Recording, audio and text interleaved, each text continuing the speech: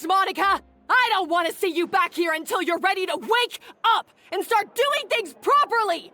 Right now, you're a disgrace to my kitchen and to the Hotel de Boer name! It was an accident. I'm sorry, did you hear me asking for excuses? No, I'll do better, I promise. Why is she so aggressive? She won't even listen to what the poor girl has to say. Oh, hey, cut her some slack. You gotta at least hear her out. Wait! Huh? Who do you think you are telling me? Wait a sec. Navia? So, you're bringing backup now. Suit yourself! You're still wasting your time!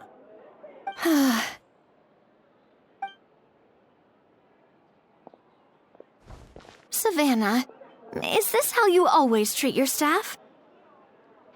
My staff is right. I'm the one in charge here now. And last time I checked, the Hotel de Boer doesn't take orders from the Spina di Rosula. Of course. How you run your kitchen is none of our business. But when a member of your staff is so overworked he becomes gravely ill, that most definitely is our business. We're going to stand up for him, whether you like it or not. Overworked? I've said it before and I'll say it again. If Vermont can't handle the job, then tough luck. There are plenty of other capable people I can hire instead. But Vermont can do the job, he just... Monica, back inside, now! Huh?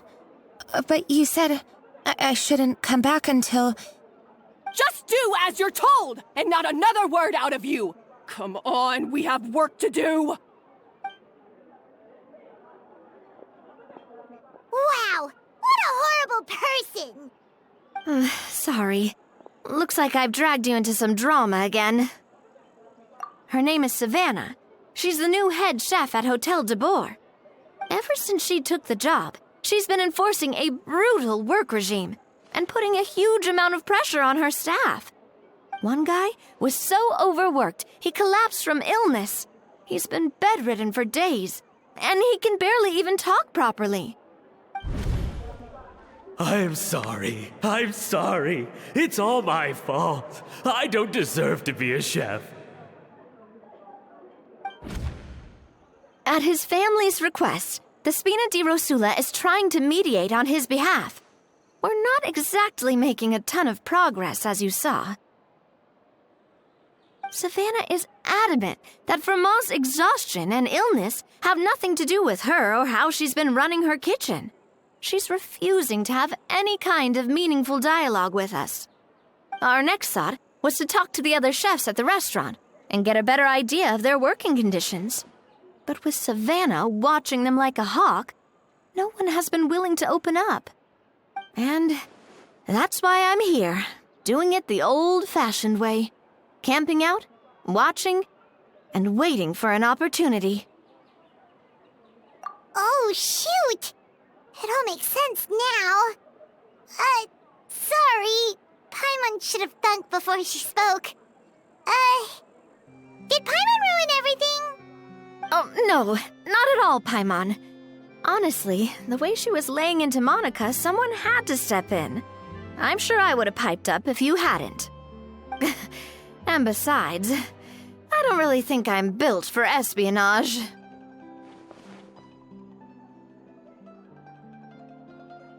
Yeah, meaning it's gonna be all the more difficult to get the inside scoop now. Oh, I might as well head back to the Fleuve Cendre then. We'll need to come up with a whole new game plan. Paimon will join you, 'cause this is kinda all Paimon's fault. Guys, it's fine. You don't need to worry about it. That said, if you were planning to visit the Fleuve Cendre anyway, let me take you out for a meal. I'll make sure it's a proper feast. A really famous chef just joined the Spina di Rosula's tavern. Her name is... Sorry to interrupt. I just wanted to apologize for the scene you witnessed just now. We shouldn't subject our customers to that. This is a small token from us. It's some candy from Monica. She asked me to make sure it was delivered into your hands. Monica's the one apologizing? Huh. Clearly Savannah is the one who owes an apology. Our head chef has been a little highly strung lately. Sorry for everything. All right. Since there's candy, Paimon will drop it. Not the candy. Thank you for understanding. We'll make sure to pass your feedback on to Miss Savannah. A little highly strung, huh?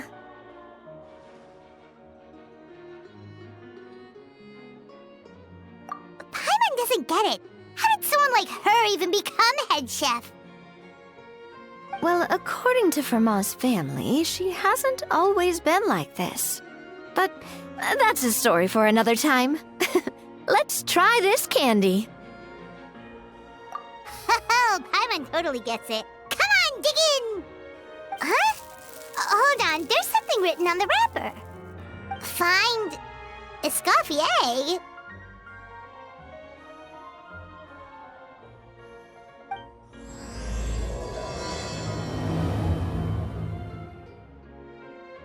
Escoffier? Could this mean... Huh? You know that name, Nadia? Yeah. Let's stick to the plan and go back to the Fleuve Cendre for now. That's where we'll find Escoffier anyway.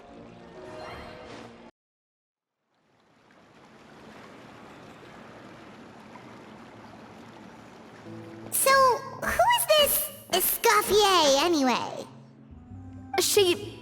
Well, for starters, she used to be the head chef at the Hotel de Bourg, before Savannah.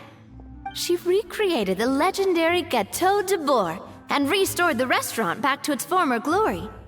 Safe to say, she's the most renowned head chef in the Hotel de Bourg's history, after the culinary genius Modeste himself.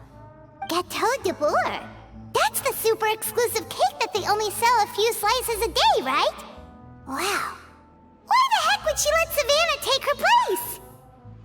Well, apparently, the Hotel de Bourg was reported for a safety incident. Someone claims that the kitchen was adding an illegal substance to their menu. But none of the chefs had any idea how it could have gotten into the food. In the end, Escoffier decided that as head chef, she should take responsibility. And she was sent to the Fortress of Meripede. The Fortress of Meripede? Well, you're right. The quantity of the substance they found was fairly minimal. Even the guards believed the whole thing was probably just an accident. Escoffier didn't have to stay in the fortress for long, but still, by the time she returned, the role of head chef had already passed to Savannah. So that's what happened. Paimon still thinks it's really unfair. Even though Escoffier is no longer head chef at the hotel, she's still well respected by the staff. So, I'm guessing what Monica wants is for us to convince Escoffier to try and negotiate with Savannah on the staff's behalf. Oh, Paimon gets it! Monica wants Escoffier to come back and kick Savannah out. It's simple. If the new head chef is stressing everyone out, then the solution is just get the old one back. Well, about that... You thought cream of mushroom soup was ready to serve after 3.5 minutes on the stove! You'd have had more sense serving hot water with ice cubes. At least then you wouldn't have wasted all this perfectly good cream and mushroom! What do you say, Hilaire? I'm sorry, Cream. I'm sorry, Mushroom. As you can see, Escoffier is that kind of chef as well. You have to leave it on the heat for long enough to allow those flavors the chance to come out. Don't be fooled by the aroma when the water first starts to boil. Got it? Yes, Chef. Then go back and do it again. The customers are still waiting. Remember where you went wrong and don't repeat the same mistake twice. Yes, Chef.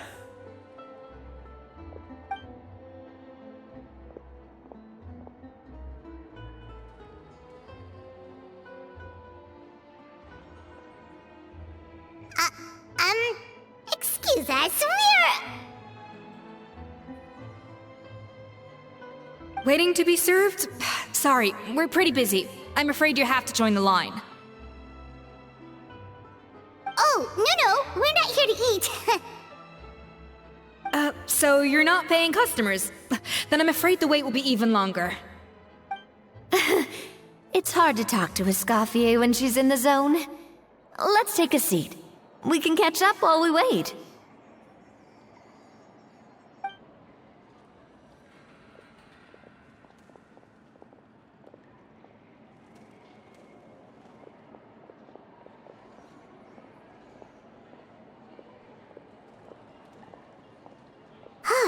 Looks like the rush hour is finally over.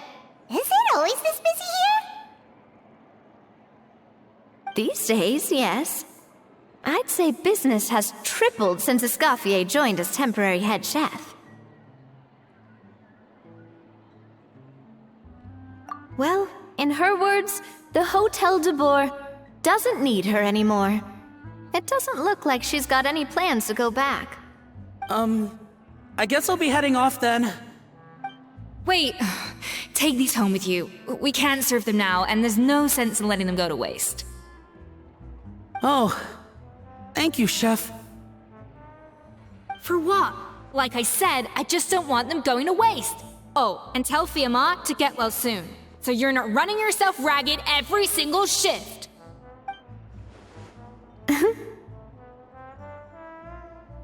Fiamma. That's the second time we've heard that name. Who is that again? He's the chef that fell ill from stress. Hilaire is his son. And with Mom stuck at home taking care of Dad, he decided to pick up some work to help pay the bills. Escoffier knows their situation, so she's been making some extra food every day for him to take home.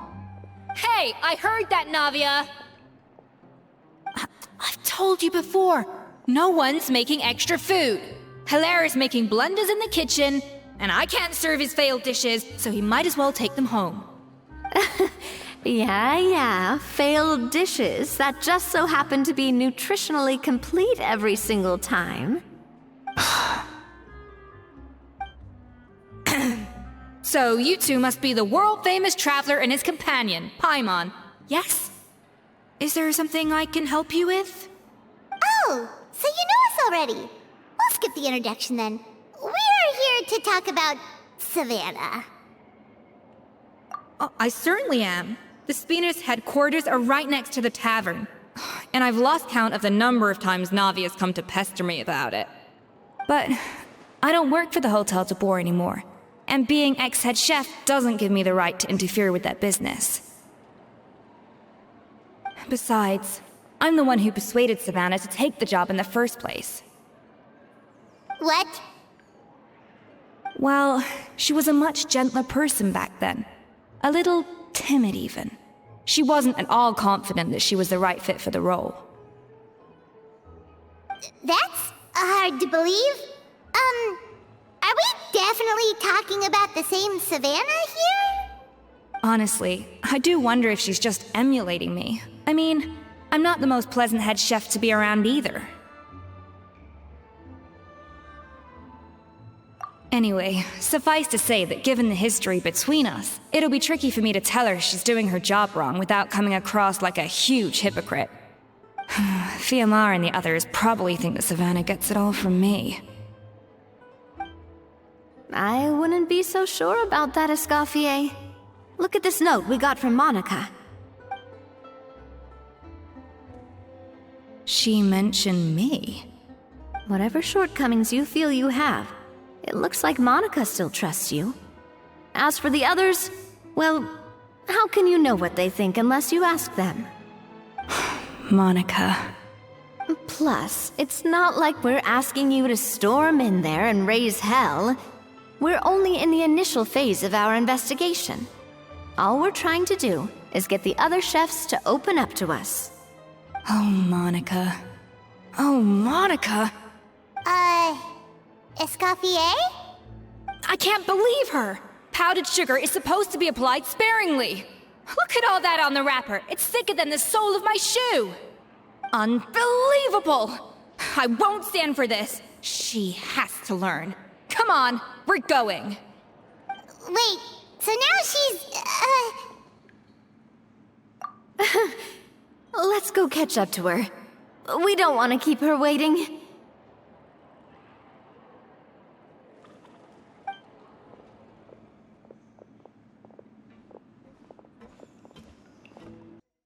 Wait, she looks like... Is that Escoffier? Escoffier's back? Yes, I've missed her cooking. I was just saying, Hotel de Bourg is nothing without her. You can't match Escoffier's talent. I'm so annoyed. I'm sorry. I'm so sorry.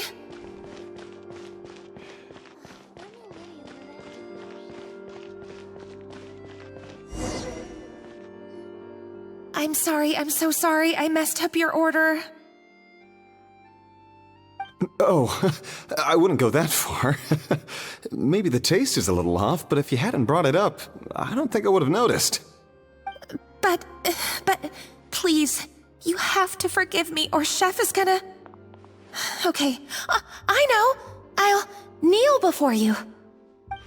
What the heck? Get up, Monica! Can't you see that you're just making your customer feel more awkward? Escoffier? If you want forgiveness, then do what any self-respecting chef would do. Make the dish again. And this time, get it right. You cannot go begging your customers to feel sorry for you. Savannah said that I'm not allowed back in the kitchen until I've corrected my mistake. But if I can't go back into the kitchen, I can't do the dish over. That's some backwards logic. How can you fix your mistake without being allowed to cook? If this is what Fermat had to put up with, then no wonder he had a breakdown. We apologize for interrupting your meal, sir. It's fine. With my layman's palate, it's not like I can tell the difference anyway. I was actually quite enjoying my meal until she appeared out of nowhere and started apologizing. Gave me a bit of a fright, to be honest. Oh, well, it's because Chef Savannah tasted a bit of the leftover soup from my pot and then threw me out of the kitchen. Gosh, that's pretty strict. Has she always been that way? I don't recall things being like this when Escoffier was head chef here. I gotta say, you're all looking a little worse for wear these days. I mean, Escoffier was strict too, but I think the difference is that her criticism was more constructive, so you knew what you did wrong and how to improve, and we all knew that it came from a good place. Chef Escoffier was hard on us because she truly wanted us to reach her level. But these days, whenever we make a mistake, we just get told to wake up, get your head in the game, or just do it again. And it's only gotten worse since word got out that Chef Escoffier had started working again in the Fleuve Cendre. Monica, you don't need to call me chef. I'm not the boss here anymore. Yeah, but through no fault of your own. What happened back then, that wasn't on you, and all of us know that. That banquet was a huge event, and so many staff were involved every step of the way. With so many moving parts, there's no way of knowing how that lumiline ended up in the food we served. Lumiline? What's that? A new drug from the Fontaine Research Institute, produced from an extract of the lumitoile. Apparently it sharpens the senses, so they used it to treat people with impaired responses to stimuli. Oh, yeah, I've heard about that. They found out you can use it as a flavor enhancer since it stimulates the taste buds. Makes things pretty addictive. They also found that overuse can have mood-altering effects, and even lead to nerve damage. So it quickly ended up on the guards' list of controlled substances. Unfortunately, however, some food products containing the additive had already made it to the market by the time the guards banned it from the restaurant industry. Everyone knows that in all likelihood, someone probably just purchased a batch of contaminated ingredients by mistake. But you took all the blame. We all know why. You just didn't want to see this turn into a place where tensions are constantly running high, because everyone's suspicious of each other all the time. And now look at you. A fry chef in the Fleuve Cendre. What are you trying to say? Sure, the Spina's Tavern is no Hotel de Boer, but come on. It's not that bad, is it? Oh, the Fleuve Cendre, you say? Great. That's where I'm dining from now on. Monica, I'm very happy with my current job. And there's no changing the past. We just have to let bygones be bygones. Besides, at the end of the day, I was the head chef, regardless of whose mistake it was. Ultimately, the responsibility lay with me. If only Savannah was half the boss you were. I'm sorry? Do you have a problem with my conduct as head chef? No, chef. So, you do remember who's boss? Escoffier? I thought you'd left this place for good. What are you doing back here? What happened to you, Savannah? Why are you acting like this? When I turned this place over to you, You made me the head chef and gave up your right to tell me how to do my job. You're not the boss here anymore, so stop acting like you own the place. Whoa. Sounds like someone has a chip on her shoulder.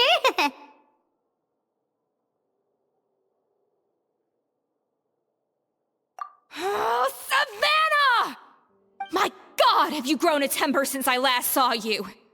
Have you put even half the amount of energy into improving your cooking skills, or are you still using the Pluie Lotus as an off-brand marcotte, thinking no one can tell the difference? That's none of your business! What happened to not storming in and raising hell? Ho ho! I was not expecting to see something this spicy as soon as Escoffier returned. Huh? Van-Agem?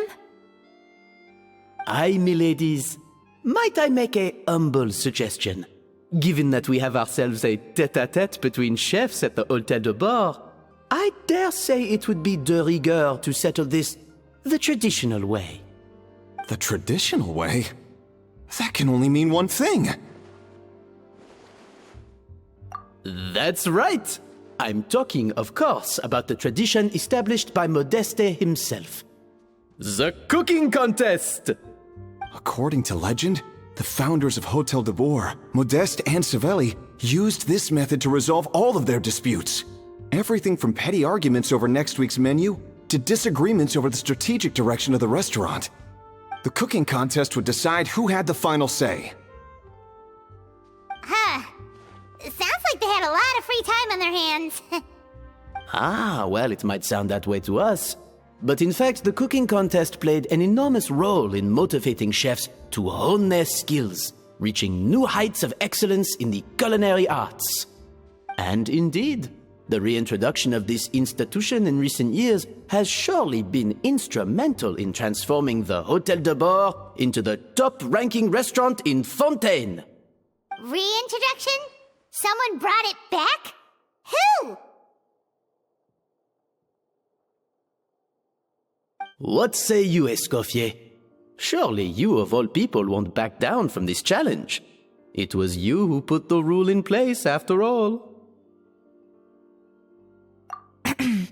Sure, I reinstated it, but I'm not a chef at Hotel de Boer anymore. Isn't this bending the rules a little? I see no issue as long as both sides agree to the terms. We could simply treat it as an exhibition of sorts. Savannah, any objections? Exhibition. No. If we're going to battle it out, let's put it all on the line. If I lose, it's up to you what happens to me. I don't want anything to happen to you. But if you lose, you hand over the Codex de Boer to me. What? The Codex de Boer? Only the legendary handbook written by the original head chef Modeste. It contains all his secret recipes, including Gâteau de Boer. It's the greatest treasure in Fontaine's culinary world, and only the present and former head chefs of the Hotel de Boer have the right to read it. Present and former? Wait, but that already includes Savannah, though. What do you want that old thing for? You have your own copy, don't you? Don't take me for a fool. You know perfectly well what I mean. I want your copy, the original version, the one you took with you when you left us. I'm sorry, I must be missing something. You know, there's no difference between the original and the copy, right? They contain the exact same recipes. Stop trying to change the topic. What's wrong, Escoffier? Scared you're gonna lose to me? Or are you scared of me getting my hands on the original codex? Savannah, you may remember that we gave her the original as a parting gift to thank Escoffier for her years of service. Asking for it back feels a little, Oh, I'm sure it won't be an issue, as long as both sides agree to the terms. Those were your words, weren't they? And as for the contest itself, let's make it a bake-off. Gâteau de boar, per the recipe in the codex. Well, Escoffier, you against me. Are you in or out? You sound surprisingly confident. All right then, let's see how much you've actually grown. I hope you surprise me, Savannah. I'd hate to find out that all you've learned after this long is how to chew people's heads off. Believe me, I'll show you. Escoffier, are you sure this is a good idea? You accepted her terms a little hastily. Oh, it'll be fine. Let's head back to the Fleuve Cendres so I can get prepping. I do apologize. This whole ordeal reflects rather poorly on us. I'm afraid it's not quite that simple.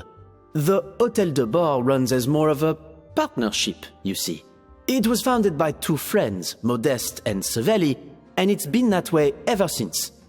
So, while I am technically Savannah's boss, it's not really my place to interfere with the business of the kitchen. To be perfectly honest with you, that's part of the reason why I suggested a cooking contest. If Escoffier wins, it would be the perfect opportunity for her to talk some sense into Savannah. Or, of course, if she wanted to return, then... But anyway, I'm getting ahead of myself. Whatever the outcome, this contest will hopefully serve as a turning point for us. Please, pass on my best wishes to Escoffier. I must say, Savannah surprised me with her confidence. Does she really believe she can best Escoffier in the kitchen? I thought she was just blowing off steam when she first raised the idea to me. I can't believe I got to witness that firsthand. I only stopped by here for a quick meal. I definitely got my Mora's worth today.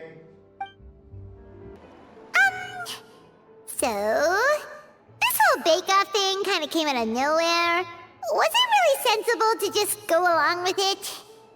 Well, I got a sense that she's holding something back. But we chefs always express ourselves in our cooking. So if she won't talk, this might be the best way to find out what's really going on with her. Huh? Holding back? Sure didn't sound that way to Paimon. Escoffier only picked up on it because she's the same way. Always closed off, never letting you know what she really thinks. That's patently false, at least where your macarons are concerned. I've been nothing but truthful with you about the disgraceful amount of sugar you use. Okay, that's one case where you can keep your thoughts to yourself. Oh, that? Well, it's not so much a recipe book as a diary of Modeste's adventures. Back in the day, he and his good friend Savelli explored far and wide, partly adventuring, partly looking for new ingredients and developing new recipes. Their creations had an enormous influence on the course of Fontaine cuisine, turning it into a much more vibrant and diverse scene. For instance, legend has it that the original Gâteau de Boar was made using a special secret ingredient that Modeste discovered on one of his adventures. So rare was the ingredient that they could never make more than 16 slices of the cake per day. But everyone who tried it claimed that it was one of the most blissful and invigorating things they had ever tasted. Modeste and Savelli went on to found the original Hôtel de Boar, which catapulted them to stardom in Fontaine's culinary world. Especially Modeste. He was hailed as a once-in-a-generation genius, and over time, the recipes from his adventure log became known as the Codex de Boer. Ah, Paimon's heard this kind of story before. Armed with the Codex, the Hotel de Boer took its rightful place as the finest restaurant in the land, serving those recipes for centuries to come. Something like that? What? No, of course not. Cooking is a constantly evolving art form. How could any restaurant survive if they only served food that was popular last century? Anyway, never mind centuries. Sibeli and Modeste parted ways not even 10 years after their rise to fame. Then, Modeste passed away while he was still in his prime. And that was it. The end of the Hotel de Boer's heyday. It fell into decline, and for most of its history, it was just a nondescript place with a couple of cheap tables. It's only in recent decades that it started recovering. Even then, it still took numerous relocations and changes of management before we finally ended up with Vanigem and the restaurant we have today. Oh! So the Codex really isn't all that, then. Paimon figured it was like one of those mystical books they have in Liwei's martial arts novels, where the main character learns all their secret powers from. Yes, well, that's fiction, and this is reality. You can't meet the tastes of modern diners by following some ancient recipes from a dusty old book. Case in point. Even the Gâteau de Boer they sell now is actually Escoffier's reimagination. Wait, really? Why, though? Didn't that recipe make it into the Codex? It did, but like I said, it's the dusty old book now, and the records aren't as legible as they once were. Not to mention that there's no way of finding the secret ingredient Modeste wrote about. So, reimagination is right. I consulted some historical records and took what I could from the Codex.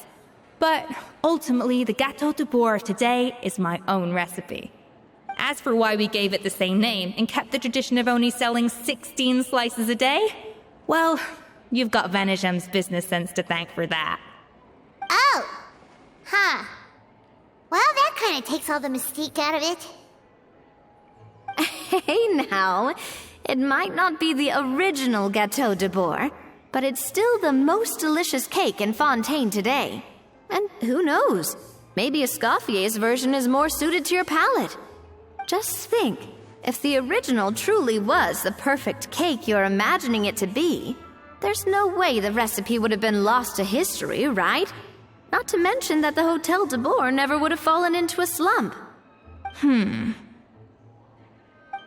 Anyway, before I left my role as head chef, I made a copy of all the recipes from the Codex, including my own improved versions, and turned them over to Savannah. So why is she so interested in the original copy? Could it be a symbolic thing? Like, whoever holds the original Codex de Boer is the true head chef? Well, it was clearly precious enough to give to Escoffier as a parting gift. Meanwhile, Savannah only got a copy. Maybe from her point of view, it's like management doesn't truly see her as being worthy of the role. You think so? The only thing is, it was her suggestion to gift me the original in the first place. Well, a joint decision by her and Vanigem. But still. What? Huh. Guess she's had a major change of heart since she became head chef. Yeesh. Who knows? We could speculate forever. Better to just let our gâteau do the talking. It means besting her in this bake-off, and then getting her to explain herself, even if I have to beat it out of her with a spatula. However much she's changed since we worked together, I believe that she still has her chef's pride. And if she respects the art, she'll respect the outcome of our contest. Well, I'm confident that you and your spatula can get justice for Froment. All you need to do now is win the contest. But that should be a breeze for you. Let's not get too ahead of ourselves. Gâteau de Boer is very complicated to make. Usually, it takes 3 chefs working in tandem to cover everything. Now, if I had to push it, I could probably do the work of 3 chefs myself. But I'd prefer to play it safe if I can find a couple of assistants in time. Well, that's easy. The 3 of us are veterans in the kitchen. You just need to pick 2 of us. Well, I have heard the Traveler is an accomplished cook, as well as a warrior. But be warned, I will hold you to exceptionally high standards. Think you're up to the task? Oh, count me in too. I've spent weeks perfecting my macarons after your scathing review. Even if it means competing against the Traveler, so be it. I'll show you what I'm made of. Confident. I like it. Alright, let's start with some elementary mise en place. Show me your knife skills.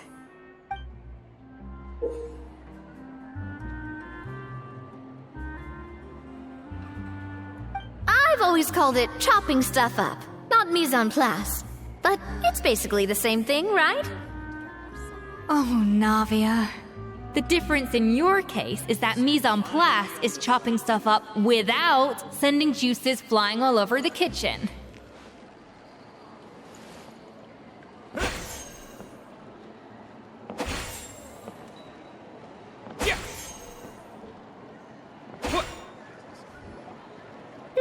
Looks like you found that easier than I expected.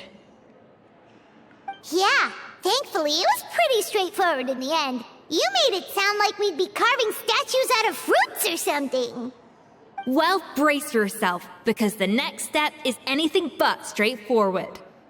I'll be using this cold press to extract flavor compounds from the ingredients. A kind of special food processor I got the Fontaine Research Institute to make for me. It uses cold temperature extraction to isolate the essence of cooking ingredients, which can then be used to flavor dishes more precisely. But this isn't exactly standard kitchen equipment, so that probably didn't make a whole lot of sense. Let me give you a demonstration instead.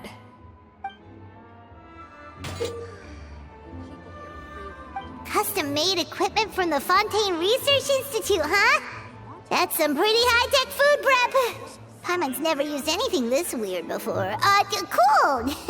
Not weird.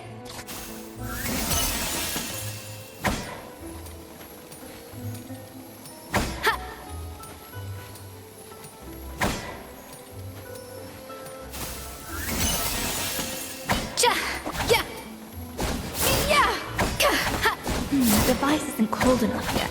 I need to reduce the temperature.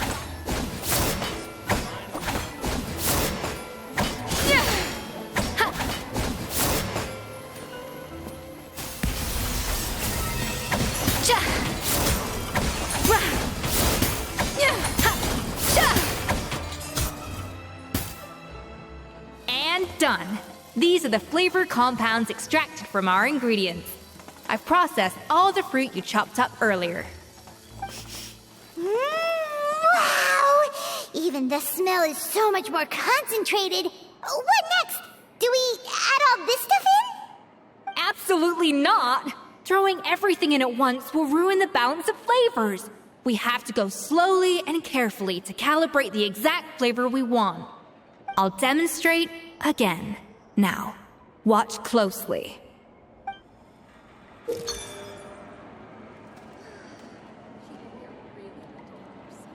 Slowly and carefully. Not a drop too much, and not a drop too little.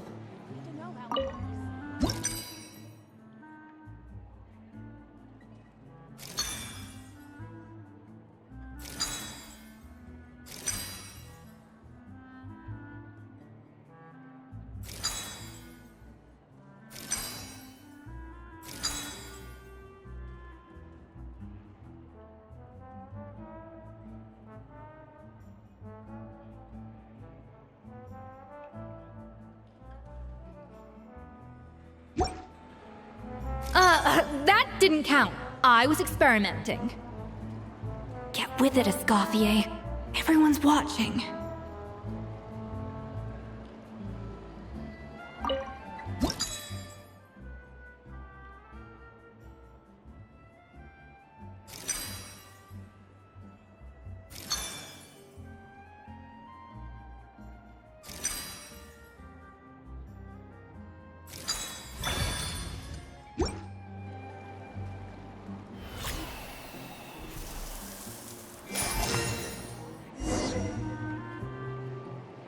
And voila! Now it's your turn.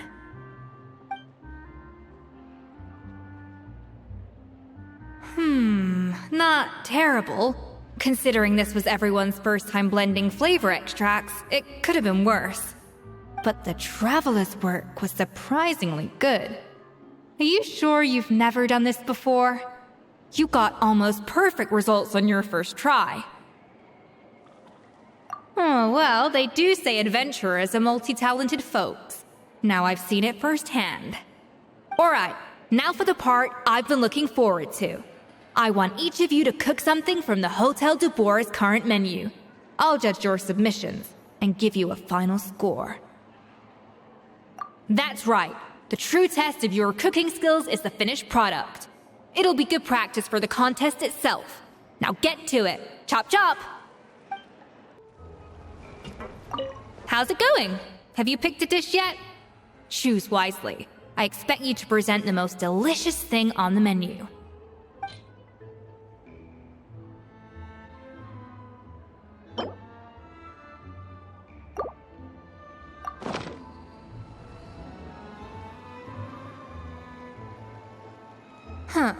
I know this doesn't represent what you're capable of. Try again, and this time, I want to see you make a proper attempt.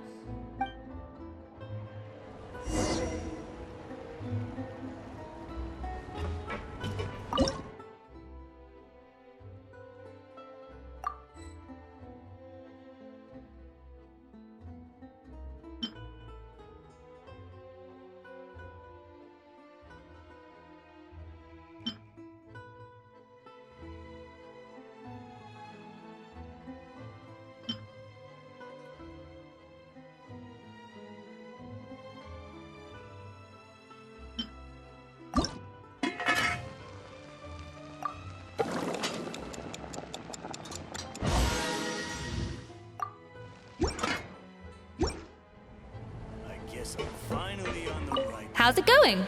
Have you picked a dish yet? Choose wisely. I expect you to present the most delicious thing on the menu.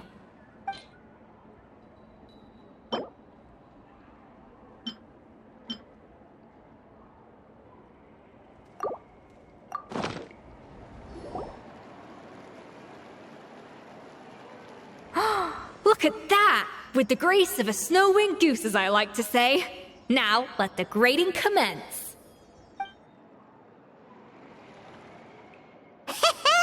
Pretty good, right?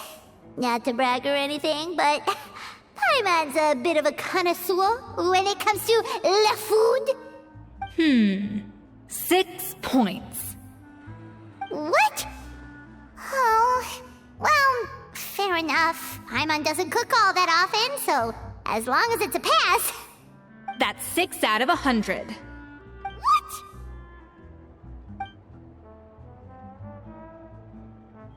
You say you're a connoisseur, but it's quite clear from this dish that you have far more experience consuming food than creating it. By that logic, I suppose you think listening to Lady Farina on repeat every day would make you an opera singer. Aww. Me next! I'll have you know that this batch of macarons has 2 whole tablespoons less sugar than my previous ones. So you went from 12 tablespoons to 10? Well, it's nice to know you actually measured it out. Because it tastes like you just threw in whatever was left in the jar. 6 points. Aww. Now to the final dish. So, what do you think? This is our last hope. 8 points. Darn, that's barely higher than what we got. Not exactly. The color is spot on. Beautiful aroma. Excellent presentation. I have to give this one 8 points out of 10. Maybe even 9 points. Huh? How did you pull that off? Don't get me wrong. There's room for improvement. But still, this is clearly the work of an accomplished chef. I can tell that you've put many hours of work into honing your skills in the kitchen. I can really taste the grace of the snow-winged goose in this dish. The traveler's journey, with all its trials, tribulations, and setbacks. Not to mention the frustrations of having a picky eater for a partner. Hey, you made that last part up! No way did you taste that! Well, it looks like I lost fair and square. I guess you'll be taking the traveler as one of your assistants then? But if it takes 3 chefs, that still leaves 1 slot remaining. Maybe Paimon and Navia should keep practicing and see how it goes? Chef Escoffier! Oh, it's Hilaire! What brings you here? I heard the news about the cooking contest. You're doing Gâteau de Bois, right? I was just wondering if you needed any help. And you think you're up to the task, do you? Oh, no, I know I'm not there yet. It's actually my dad who wanted to help. Firma, last I heard, you could barely get out of bed. Chef Escoffier, Navia, Traveler, thank you all so much for everything you're doing for me and my family. I've had enough of sitting around at home while you run yourselves ragged. If you let me, I'd like to help you win this cooking contest.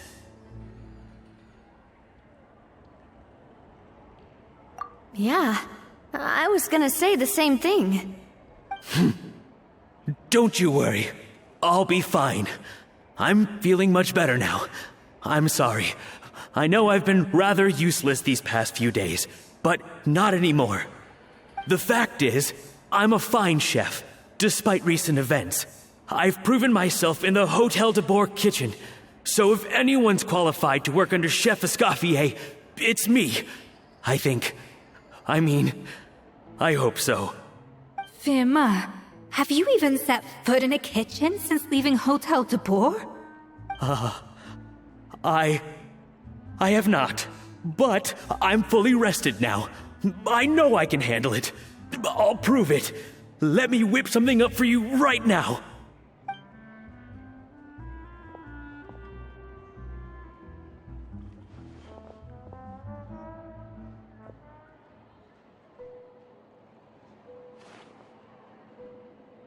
Huh? That's strange. Why are my hands shaking? What do you call this, Firma? I can't seem to grip my knife. Do it again! Again! Again! I... Hopeless. Get out of my kitchen yesterday.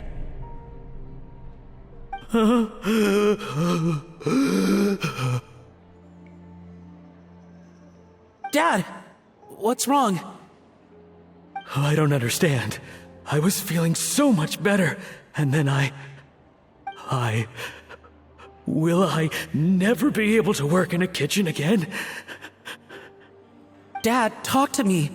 What happened? I think the real issue here is not physical exhaustion, but psychological trauma. Monica, when did you get here? Probably because you were all concentrating so hard on your cooking. I didn't want to interrupt your flow. But anyway, Firma, I'm so sorry. If only I'd known how serious your situation was, I would have stood up for you sooner. You have nothing to apologize for, Monica. During those long nights of redoing every order, you were the only person who looked out for me. Oh, come on. All I did was make you some tea. I doubt it was much help. Savannah was so ruthless toward you. I probably should have brought you something stronger. She sounds like the worst. All right, another Savannah horror story. Let's hear it. She's been getting harsher and harsher on us ever since she heard about Escoffier's new role in the Fleuve Cendre.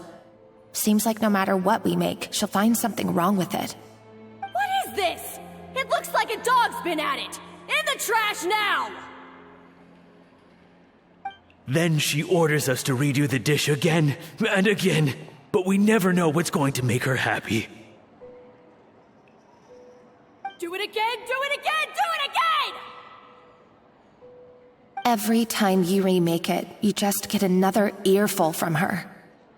Either straighten yourself out or get out of my kitchen!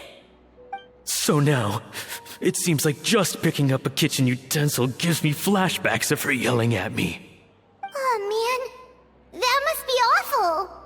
The more I want to get it perfect, the more my hands shake, and the more scared I am of making another mistake. How can you give up so easily, Firma? You weren't a quitter when you were working for me. And even under Savannah, you talk about working late into the night trying to perfect your dishes. That says to me that you still hadn't lost that determination to prove yourself. What changed? I don't know what's come over me. When I think back, I just remember feeling like my heart and my hands were growing heavier and heavier as the shift went on. Each time I had to redo a dish, my heart sank a little further. Maybe Savannah was right. Maybe I am just hopeless at this. Dad. I see. Well, it sounds like there are some deep issues at work here. Ones that won't be resolved by merely seeking compensation. I will win this contest, and after that, I encourage you to approach Savannah and talk this out. But what if you can't find another assistant in time? Clearly, I'm in no state to help out. You think being one person short will ruin my chances? Let's not forget, I taught you and her everything you know. Even if I had to go it alone, I would present the perfect gâteau. Oh, well, Paimon and Nadia will still keep practicing, just in case. And so will I. Yeah! And if worse comes to worse, we can always get the Spina di Rosula to put out an emergency call for chefs. There's gotta be someone out there, right? Actually, I thought maybe I could help. That's sort of why I'm here. What? Why didn't you say so? I was going to, but then... well, this is the first chance I got. You do this for us? Thank you so much, Monica. All right, fine by me. But aren't you still working for Savannah? Joining the other side seems like a guaranteed way to put your future employment in jeopardy. I know, but it's all right. I've made up my mind. With the way things are, I can't keep working for Savannah much longer anyway. Unless I want to become the next Firma. I'm done with sucking it up. It's time to try and turn things around. If this cooking contest can get Savannah to see the error of her ways, then I'm sure she'll forgive me for this. Well, Paimon didn't think we'd be poaching from Savannah's staff to get our third person, but there you go. Anyway, Monica's a professional chef, so nothing could possibly go wrong now. Great! Then it's settled.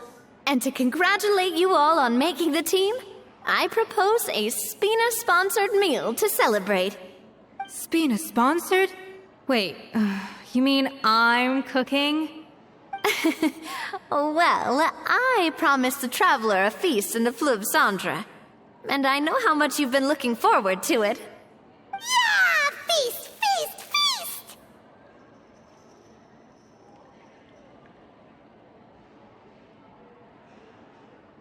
All right, if you insist, then prepare for some of the finest food of your lives.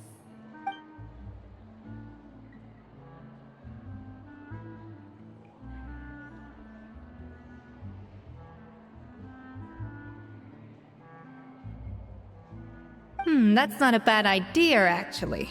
Wait, hold on. You need to finesse that further.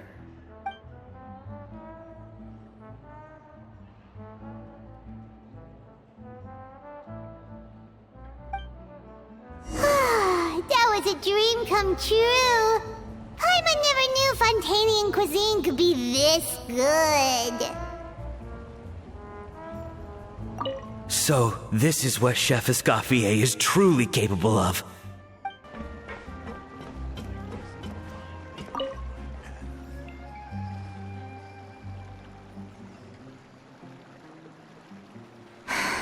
Why, Savannah? Why? Oh, nothing. I was just flicking through the original Codex de Boer. I wanted to see if there was anything I'm missing. Something I hadn't noticed before. That might explain why Savannah's so desperate to get her hands on it. But I can't find anything. It's just some hastily scribbled recipes in between diary entries from Modest's adventuring phase. And most of it's not even legible anymore. The copy I gave her not only has all the recipes in full, but even includes my own private tips and notes from years of experience. Surely that's infinitely more useful than this old thing. Yeah, maybe. Still, it's just hard for me to imagine that the Savannah I knew would go to all this effort just to make a point. We were. At least I always thought we were. She was a little shy, but meticulous with everything and everyone she dealt with. She made a few mistakes here and there, but she was quick to correct them whenever they were pointed out. And she was always striving to improve as a chef. Those qualities are why I recommended her to replace me as head chef. I never imagined for 1 second that she'd cause Fiamma and the other staff so much grief.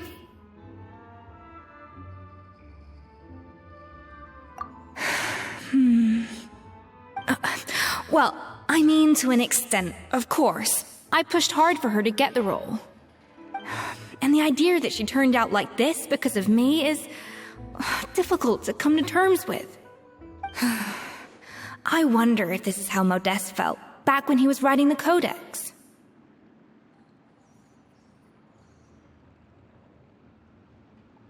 Yes, with his good friend and co-founder of the Hotel de Boer, Savelli.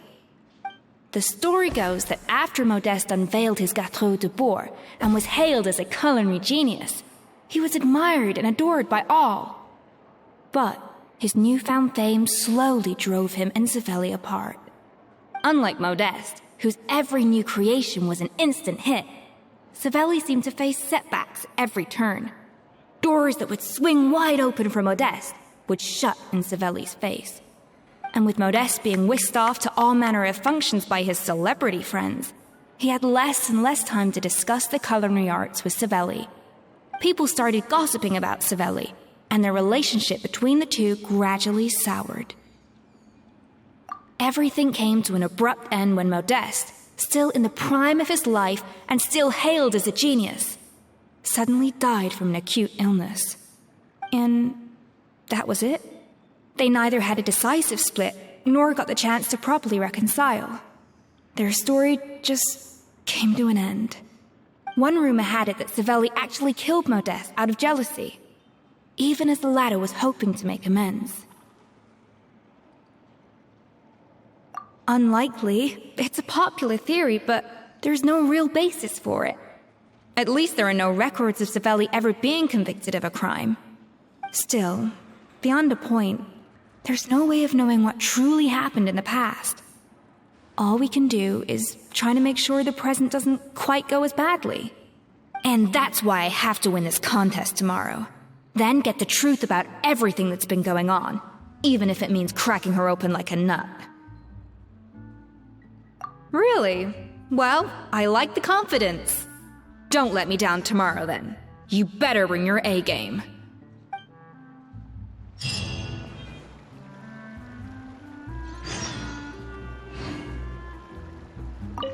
Let's hope that Savannah isn't all sizzle and no steak.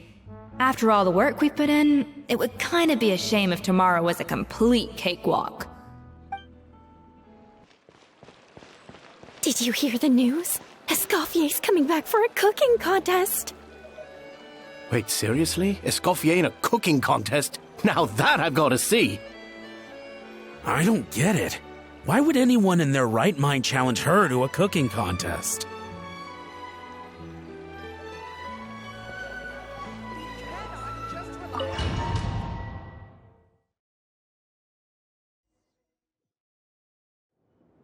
Mesdames et messieurs, welcome one and all to the Hôtel de Boer and to this most exciting of cooking contests.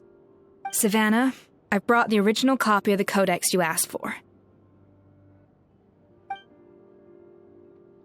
Monica? Huh. In the interests of fairness, this contest will be conducted in a double-blind format. Once the dishes are complete, they will be sent to the back of the kitchen where they'll each receive a label. The labels will be placed out of sight underneath the plates, only to be revealed after the judges have sampled them and reached a final verdict. This is to ensure that no one will know which dish is made by which contestant. As one of the judges, I promise to be fair and impartial. When my meal got interrupted yesterday, I never thought this is how they'd make it up to me. Getting a seat on the judging panel is a pretty sweet deal. Both contestants have taken their positions. Then, without further ado, let the Hôtel de Bord cooking contest commence!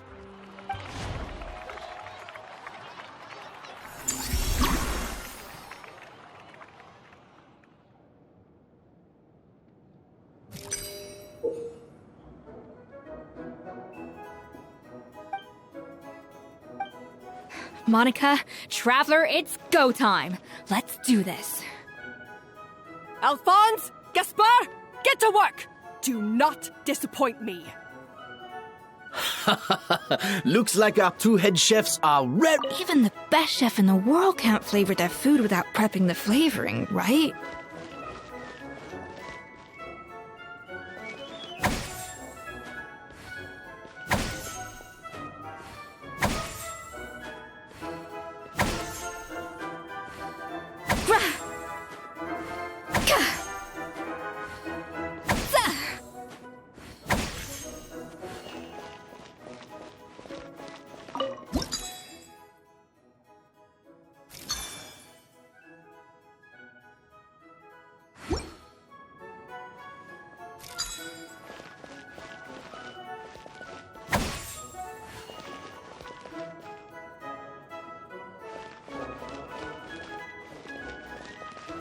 No recipe, no problem.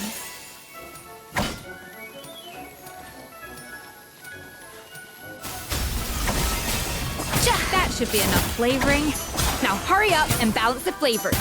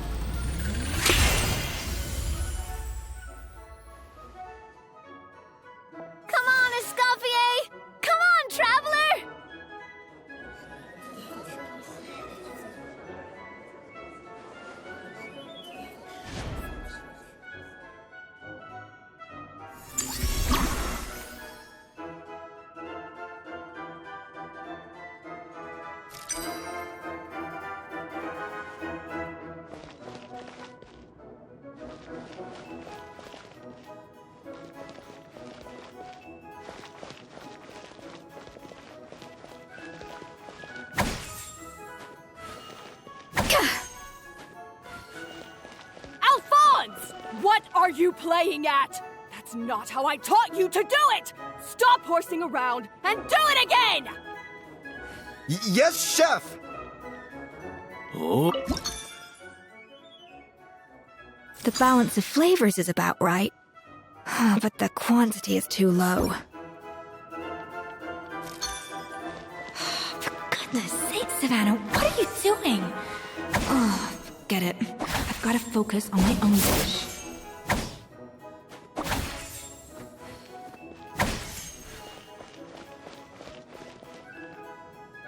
A little amuse-bouche!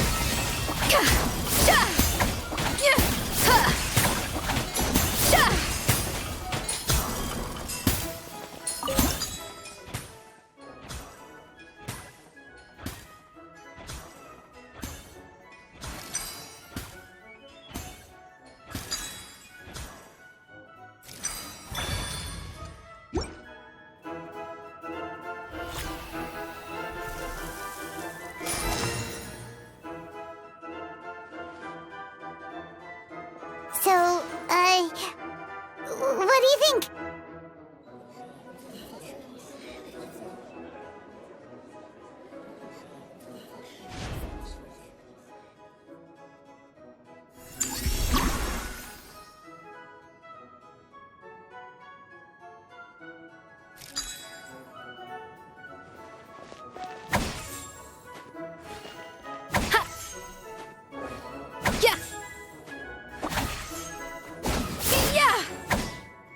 Escoffier is already on the final step of the recipe.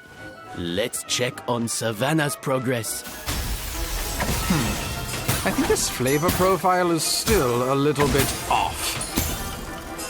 Enough! Oh, useless.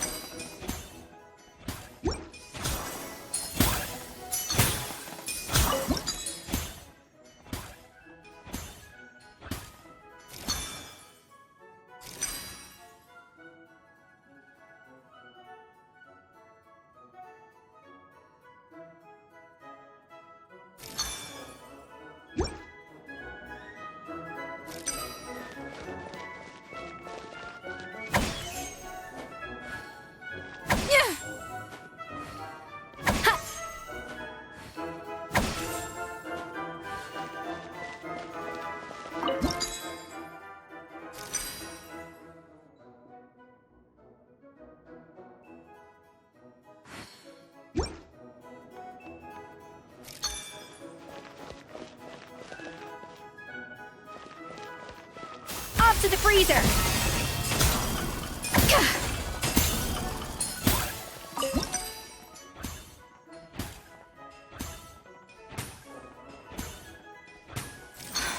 Stay calm, Escoffier. There has to be a way to balance the flavors. Just think.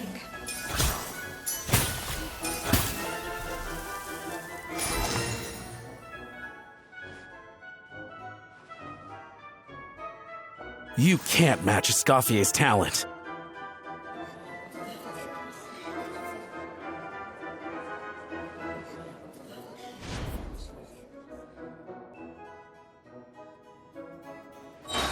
I present to you Gâteau de Bourg.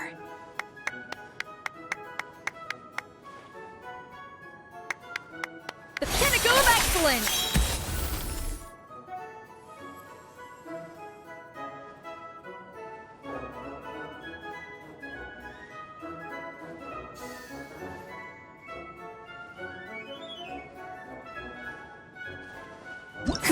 That went just as I expected.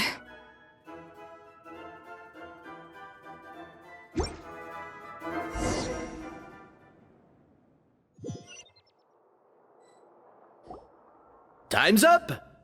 Contestants, please take your dishes to the back.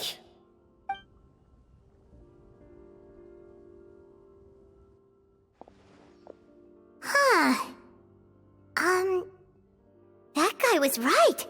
You really can't tell whose is whose just by looking at them. We both made the same dish after all. For all her flaws, Savannah's a talented chef who earned my recommendation for good reason. She wouldn't screw up something as elementary as the cake's appearance. Whoa! This is really rather good. Wonderfully soft and fluffy. Beautifully sweet. This is a masterclass in how to make Gâteau de Bourg.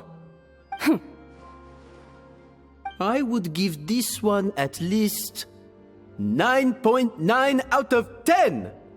Only because there's something about the flavor of the base. It's just a little different from the recipe I'm used to. Huh? Really? I couldn't tell.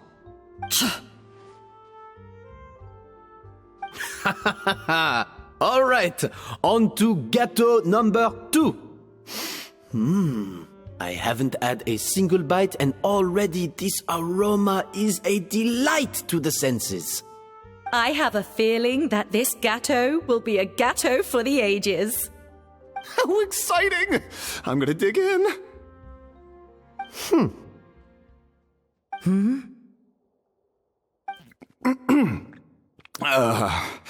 I think maybe someone got a little carried away when they were adding the sugar.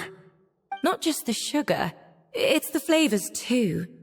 This is all over the place. Who made this? It appears the decision is unanimous. This gâteau is far below the standard we would expect. Whew! And Paimon thought this might actually be close. Turns out she can't bake to save her life. Something's not right here. Savannah may not be perfect, but no way is she this sloppy. I can now declare that the creator of the first gâteau has won this cooking contest. Now, all that remains is to turn the plate over and reveal the chef's name underneath. What? It's Savannah?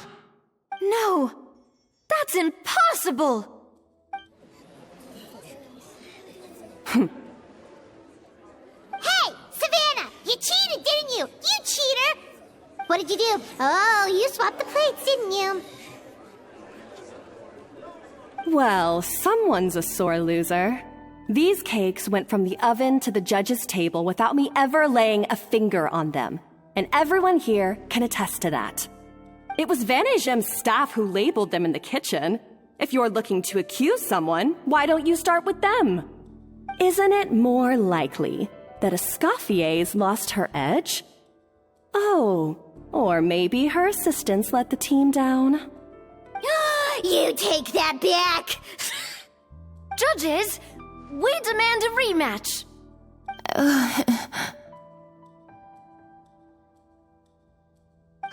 That's enough!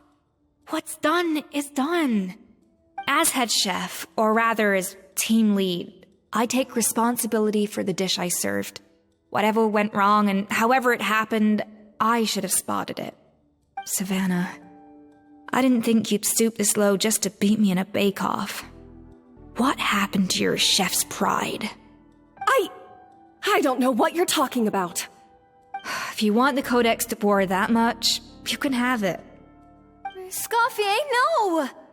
But you must promise me that you'll apologize to Firma and compensate him for everything you put him through. It's a little late to be negotiating terms. The contest is over and I won. That means you owe me the Codex, and I owe you nothing. Look, Savannah, you may have fooled everyone else, but can you really fool yourself? What I'm offering is to accept defeat without looking to expose what you've done.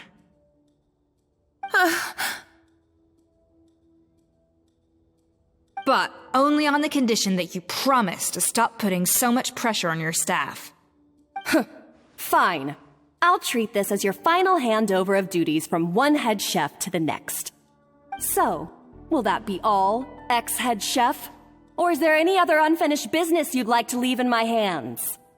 I didn't mean that to be a scolding from your former boss, just a word of advice from a fellow chef and a friend. But I don't know if you're even open to input from other people anymore. I know what I'm doing. I don't need your advice. All right, fine. I'm glad to hear it.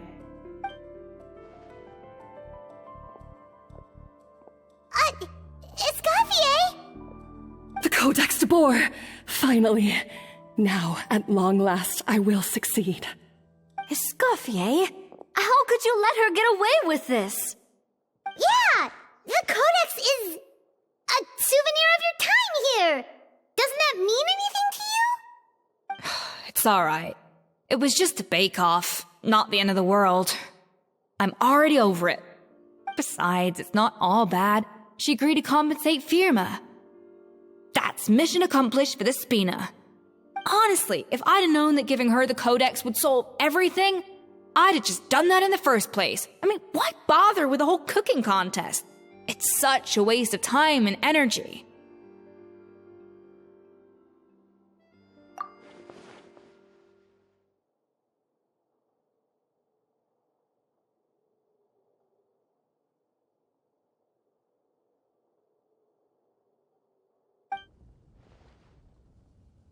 No. No! This doesn't make any sense! Huh? That's it? No secrets, no nothing? I don't believe it! This can't be happening. Oh, Chef Savannah! Savannah?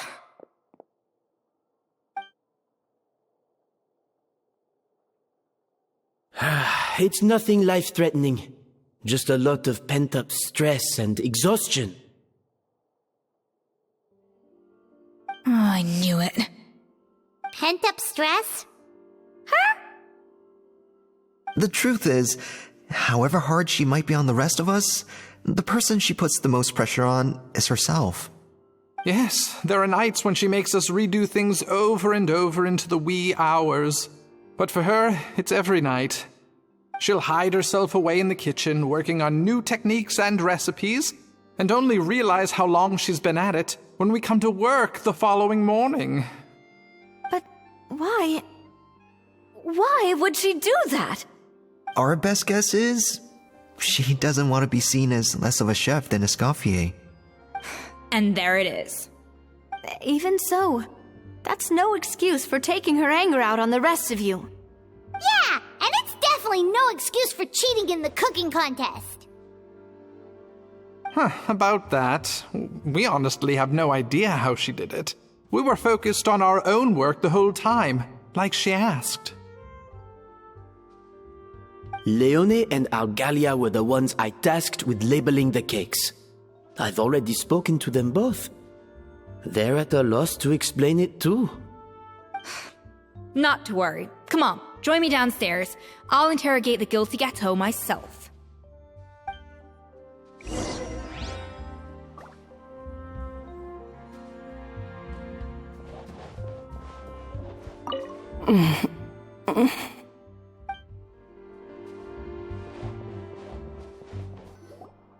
Well, how is it? Have you figured out what it was? Oh, this is aggravated assault on my palate. I'd rather eat wet cement than this. Is it really that bad? I made sure to taste test it before it was served. Oh, relax. This isn't your cake. Savannah never switched the plates. The offending flavors are coming from in between the icing and the cake base, which means someone tampered with it while it was being made. Or in other words, we have a traitor in our midst.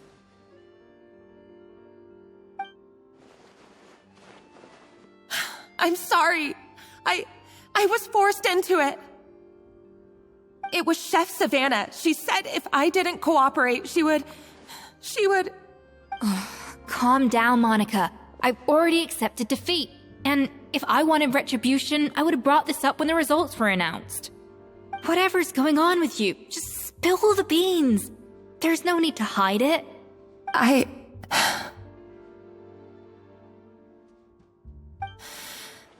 I was the one who caused the food safety incident that one time. Food safety?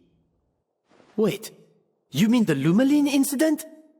So you procured the contaminated ingredients? I think so. Savannah and I were on procurement that day. I didn't check everything as well as I should have, and so I let contaminated ingredients make it into the kitchen. But I swear I didn't do it on purpose. I had no idea there was an issue with them, and I didn't know it would end up with Escoffier going to jail. But the last thing I expected was for Savannah to use it as leverage to blackmail me with... This is crazy! So Savannah pressured you into sabotaging Escoffier's cake by threatening to expose your secret if you didn't? I know, it's terrible. I'm so sorry. I was so scared. The thought of Chef Escoffier finding out that I put her in jail, it made me freeze up with fear. I thought Escoffier would hate my guts if she ever found out, and yet somehow that's ended up in me doing something even worse.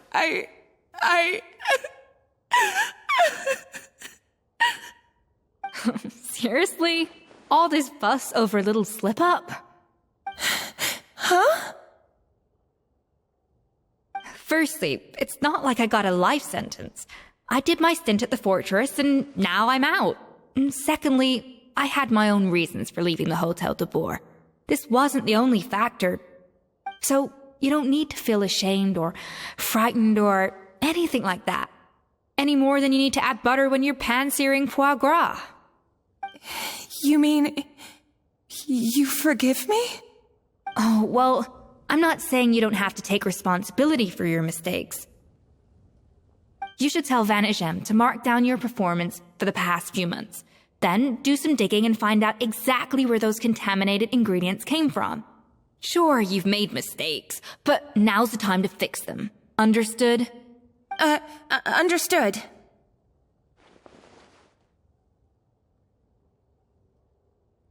Good. Now, back to Savannah. What about the original codex would compel her to resort to blackmail? I have my suspicions. Not that I've got any proof to back them up, though. Ugh. What happened to me? I've overheard some customers murmuring about how the Hotel de Boer hasn't been the same since Escoffier left. They think our menu doesn't taste like it used to, especially our signature items. Now that you mention it, I noticed it during the contest too. I couldn't put my finger on it, but the flavor seems subtly different from how it used to be. But the difference was so small, I'm sure no one would notice it besides our most loyal customers and true dessert connoisseurs. Still, as head chef, it's easy to see why Savannah would get so hung up on it. So many times I've seen her make the cake base over and over again, late into the night, determined to match Escoffier's version. But something's always slightly off every time. Yeah, I've noticed that too. Never really gave it much thought, though. Thinking back on it now, it's clear that Savannah's been in a downward spiral ever since Escoffier left. She wants to prove that she can fill Escoffier's shoes. That's gotta be the reason. But after countless setbacks, she's getting more and more unhinged. And at some point along the way, she switched from doubting herself to doubting Escoffier. Doubting Escoffier? For what? Yeah, it would explain why she was bent on getting the original at any cost. She must have thought Escoffier purposely omitted key details from her recipes when she copied them out. Also, she could retain her place as the #1 chef in Fontaine, the only one privy to all the secrets of the trade. Oh, for goodness sake, what a stupid idea. Of course. Then she finally got the codex only to discover that the secret recipes she's been pining for don't exist at all. Seeing how utterly wrong she was must have been a real shock to the system. It probably brought up everything at once. It overwhelmed her, and she passed out. There's still one thing that doesn't make sense, though. If Savannah had the real recipe all along, how come it tasted different? She might not be on the same level as Escoffier, but surely after like 50 attempts, she'd get it right one of those times. You'd think so, but geniuses like Escoffier are in a league of their own.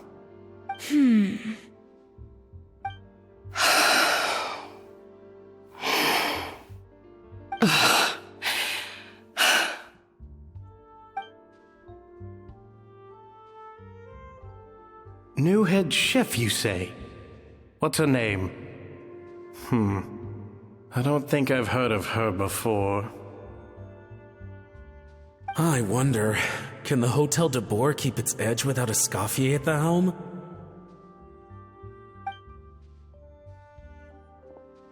This tastes different from last time.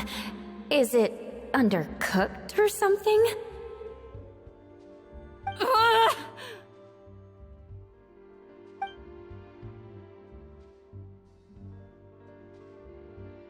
Take this. It's a copy of the Codex de Boer. From now on, you will be its keeper. Don't listen to the doubters. If I say you can do it, then you can do it. Even if you don't believe in yourself, at least believe in me. Hey, did you hear me? Once I'm gone, the restaurant is all yours.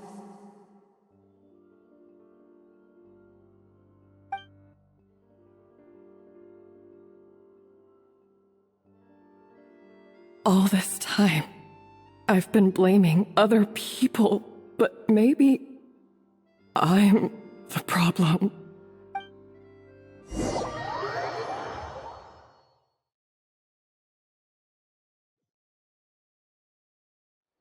I sincerely apologize for putting everyone out. Savannah's awake now, but I don't think she's ready to speak to anyone yet. Let's give her the day to calm down. I'm sure you'll have the chance to talk everything out tomorrow. In that case, I'll go and update for Ma and his family. I wonder what he'll make of all this. So, we'll come back tomorrow then.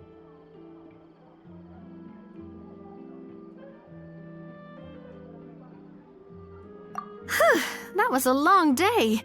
I think I've earned myself a sweet treat when I get back home. Oh, nice! Macarons? Or are you gonna switch it up this time?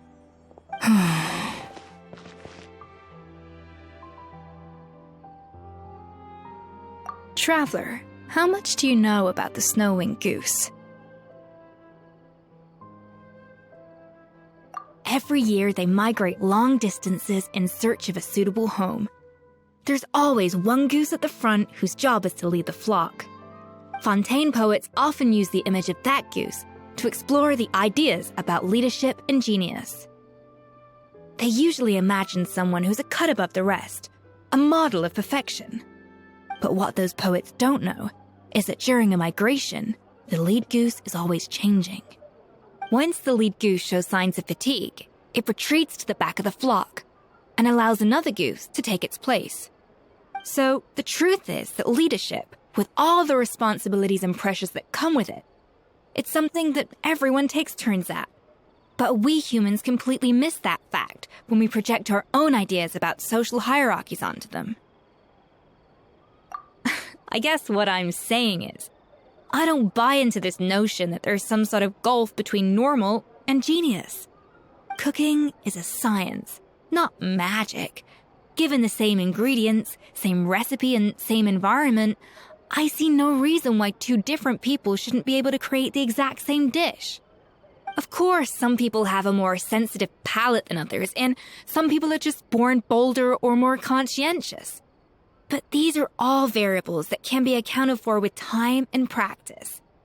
I'd have no reason to expect so much from others if I believed that perfection can only come from the hands of a genius. The only reason I hold people to high standards is because, well, I believe they're capable of greatness. Okay, I've made up my mind. I'm gonna get to the bottom of why Savannah failed. And come tomorrow, I'll give her the scolding of her life, pointing out all the mistakes she's made along the way. Then she'll finally see the error of her ways. Why are we here so early? Our meeting with Van isn't for a while. Check on her? Why? What happened? Oh no. Escoffier, are you alright?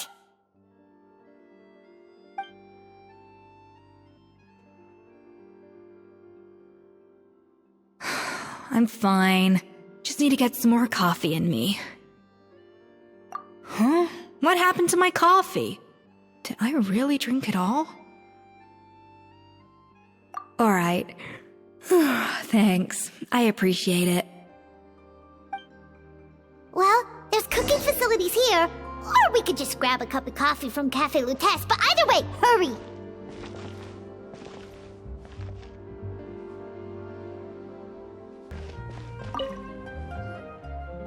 Hello! What can I get for you? Sure thing. We're here to go. Huh? Oh, I see. First cup of the season. Yeah, I get it. Young people these days do love their little surprises.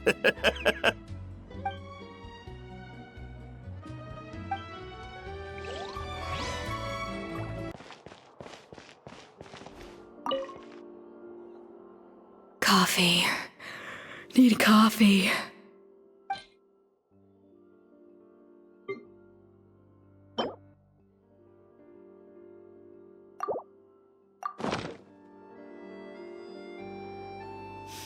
I smell coffee. I feel much better now. Thank you so much, Traveler and Paimon. Glad to hear it, but make sure to catch up on your sleep when you get the chance.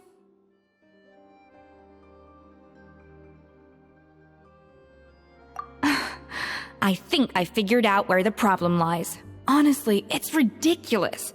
I don't know whether to laugh or cry. Wait, what investigation? What are you guys talking about? I'll save it for when everyone else gets here. It's so stupidly small, I can't believe it's caused so much drama. Yes, except my failures were stepping stones to success. Escoffier! Have you seen Savannah? Huh? No, not since yesterday. Why? What's wrong? After seeing her home yesterday, we were all a little concerned about how she was doing. So, I dropped by her place early this morning to check on her. Only to find an empty house with the doors wide open. I left Alphonse and the others to keep watch at her home, while I checked the Hôtel de Bord. I'm worried something bad might have happened. If she's not here, then where could she be? Boss, Escoffier, bad news. Alphonse? You're supposed to be keeping watch at Savannah's house. We were, but then, just after you left, we found this stuff in her house. Oh, looks like a map with a bunch of random places circled.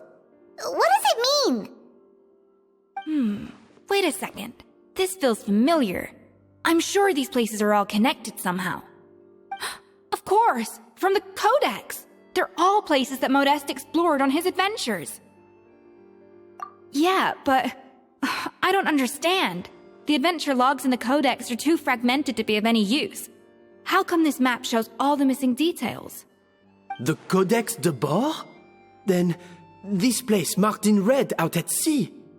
Could that be the fabled birthplace of Gâteau de Bord? Seriously? So now she set her sights on finding the original recipe and beating Escoffier that way? Geez, Savannah. Anything to overcome a Gâteau plateau, huh? Ugh, idiot. Does she have a death wish? Those ruins are thousands of years old. Hold on. There's more. Besides the map, we also found these letters.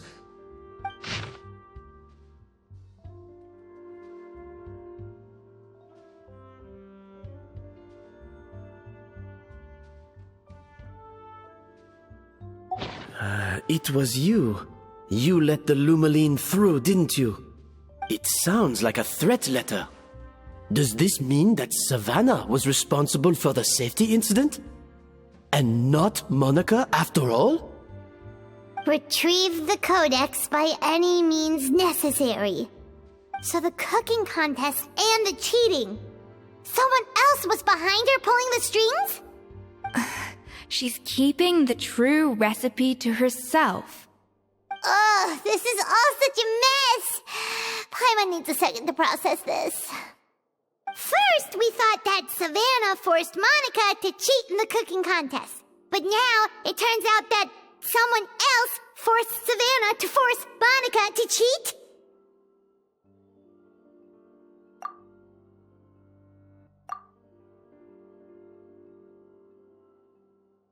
You're finally here. Of course. I should have put two and two together as soon as I read your threat letter. The food safety incident, the demand for a cooking contest, the instruction to blackmail Monica, even the suggestion that Escoffier was keeping secrets from me. It was all part of your grand plan, wasn't it, Monica?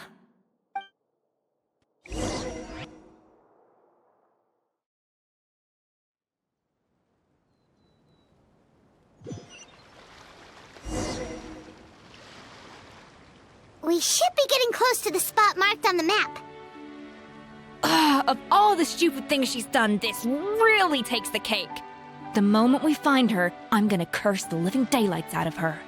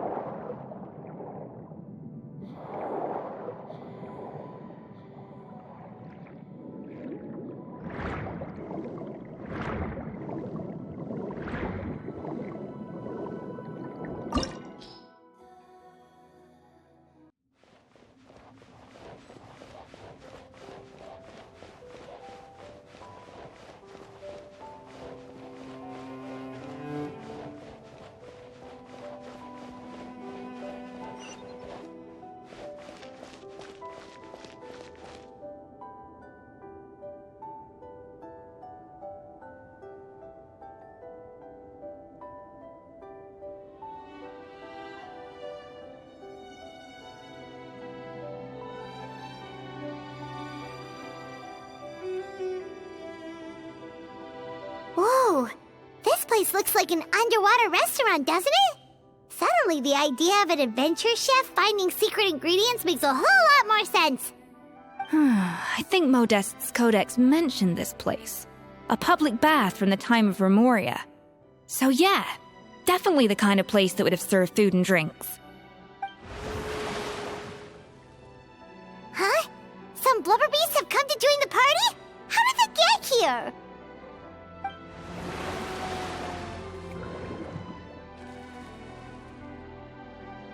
Oh, they ran off! That could be easier said than done. Something's blocking the entrance. Well, did Modeste mention it in his adventure logs by any chance? They must have gotten through somehow. Good point. Yes, that's right. It's coming back to me now. We prepared a banquet for our shy little guests, and as the food flowed away on the current, they broke into a joyous chorus, and the path opened to us. We have to feed the blubber beasts?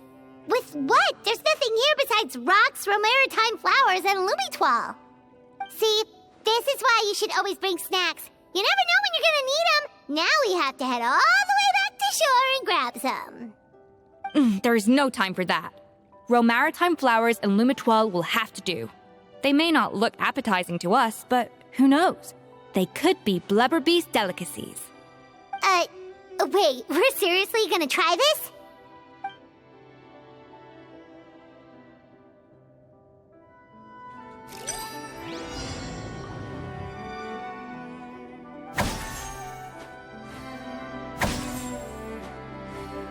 Yeah!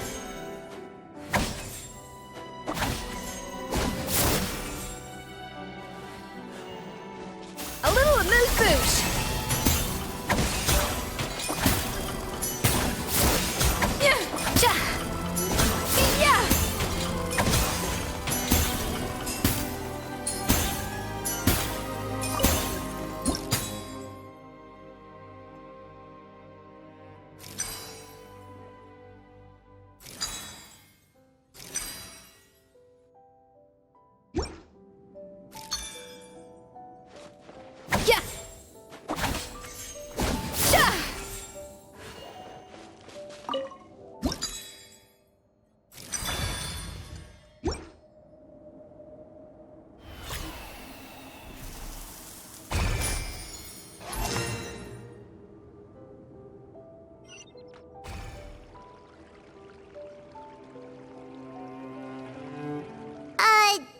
Beasts or not, are we sure this stuff is edible? Trust me, they'll love it. Oh, good question. If we try to put them in the pool, we'll probably just scare them off again, and who knows how long they'll be gone. Yes, we can't afford to wait for them to double back. Oh, what was it that Modeste said again? Something about the food flowing away on the current.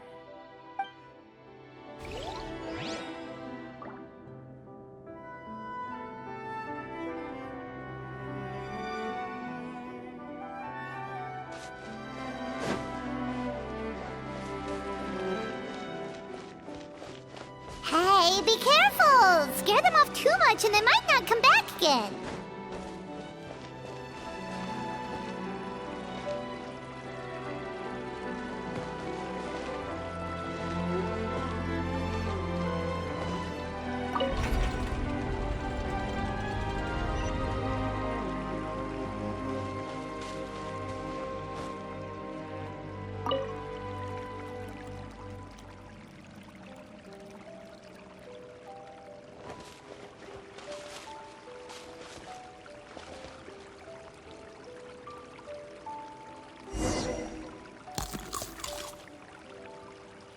Wow, it's really singing! It must taste better than Paimon thought!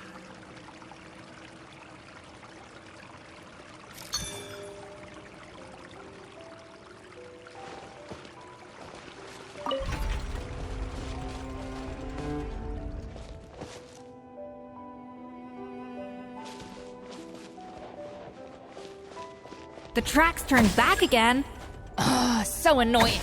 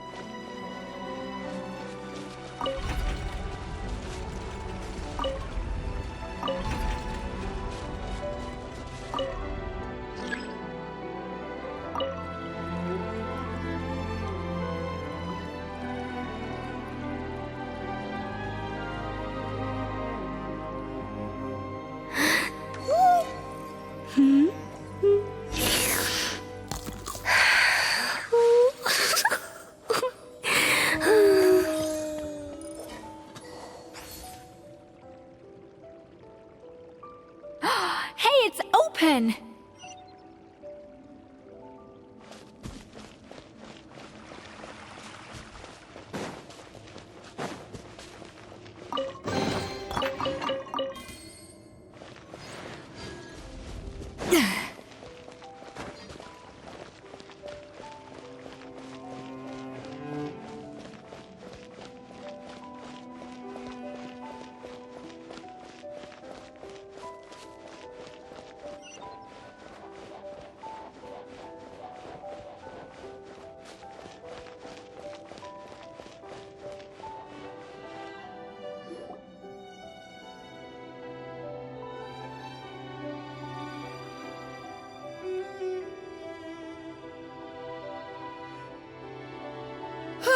Hey, give me your water.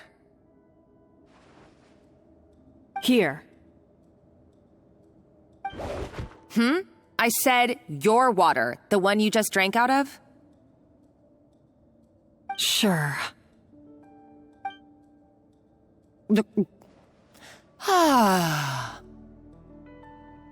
All those years slaving away under Escoffier, and then you.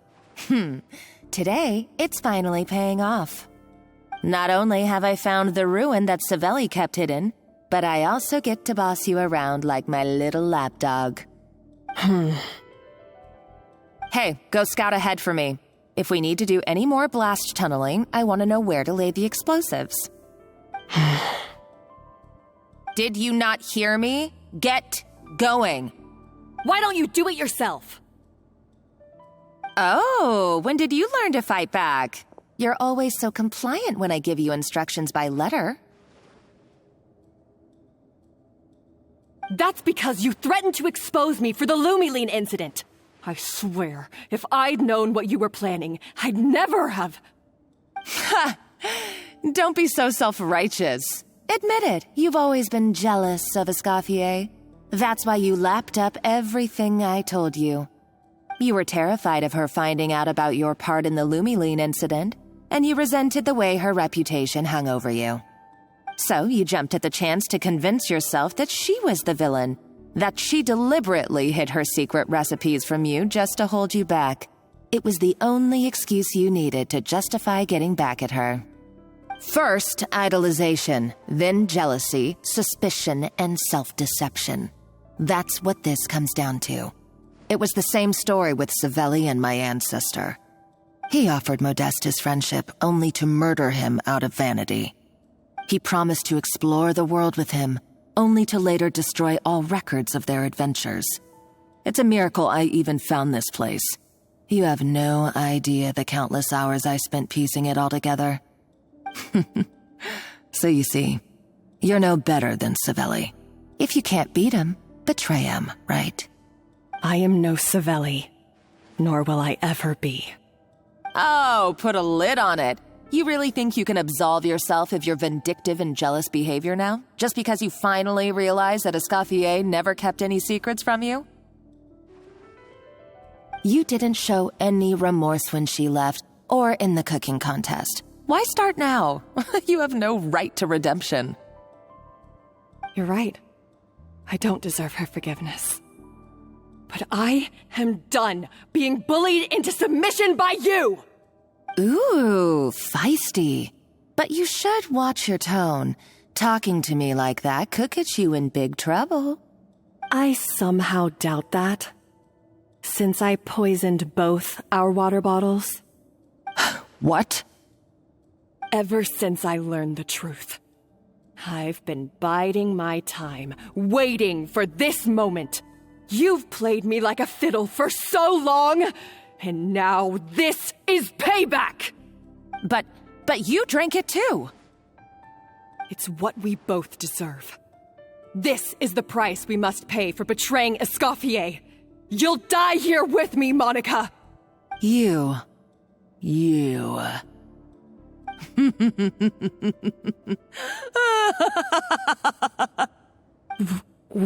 What's so funny? Oh, you're too much. I thought I'd play along for a bit just to amuse myself. You gave a very rousing performance. I saw your dumb plan a mile off. There's no poison in these bottles, just clean, fresh water. No. Revenge is a dish best served cold, you know. Did you really think your half-baked plot would fool me? You're a lousy chef, and you make a lousy villain, too. A complete waste of space. No wonder you never amounted to anything. Everything I ever did was a failure. And now, I failed again. For the last time. Hey, why don't you try your hand at being a comedian in your next life? You got a good laugh out of me. But now the show's over. You should have just done like I asked, Savannah. All I wanted you to do was scout the ruins for me. But you had your chance, and now it's time to say goodbye. Stop right there! Let her go, Monica! We've got you surrounded! Escoffier? Ugh, looks like I'll have to keep you around for a little longer. You can't! Stay back if you want her alive! Escoffier and the Traveler. I can't take you both on in combat, but if you so much as flinch, I can end Savannah's life in a heartbeat. Monica, what are you hoping to achieve by this? You're about to commit murder, and for what? A recipe? A recipe? You chefs are all blinded by your myopic focus on kitchen affairs. Well, some of us actually have bigger fish to fry. Modeste had a secret. The truth behind his so-called genius, the je ne sais quoi factor in his Gâteau de Bourg, and it's right here in these ruins. Are you serious? You're here because of a Gâteau de Bourg obsession? You've gone completely mad! I couldn't care less about the cake itself. No, the real treasure is the secret ingredient that Modeste sourced from these ruins. He and Savelli were fools. A priceless treasure of Remoria in the palms of their hands, and they thought, ooh, this would go great in our cake mix. We're talking about a powerful stimulant that also sharpens the senses. That's no cooking ingredient. It's a groundbreaking drug. That's right, I've done my research. It was a drug that Remoria developed for their war machine. I could make a killing by selling it to the treasure hoarders or the Fatui. Will you listen to yourself? You're completely delusional. My eyes are wide open. Just wait till I get my hands on this treasure. You'll see what a fool you've been.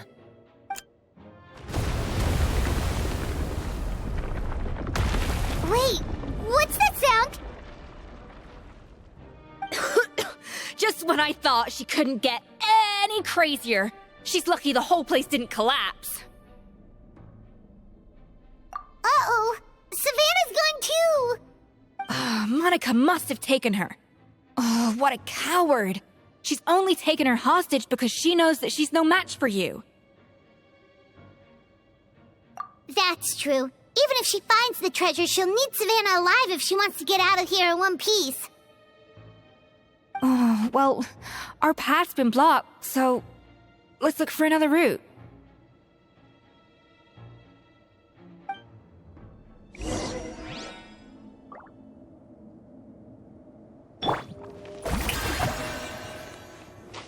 The water looks pretty deep here. Maybe it leads somewhere.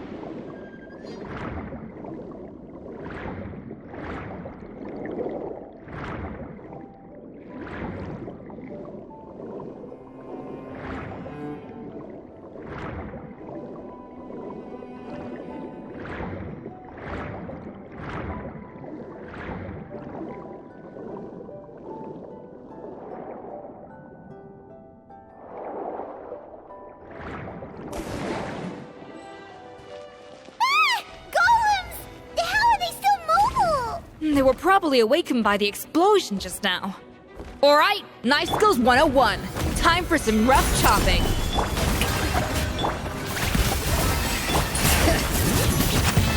Let engraved names echo!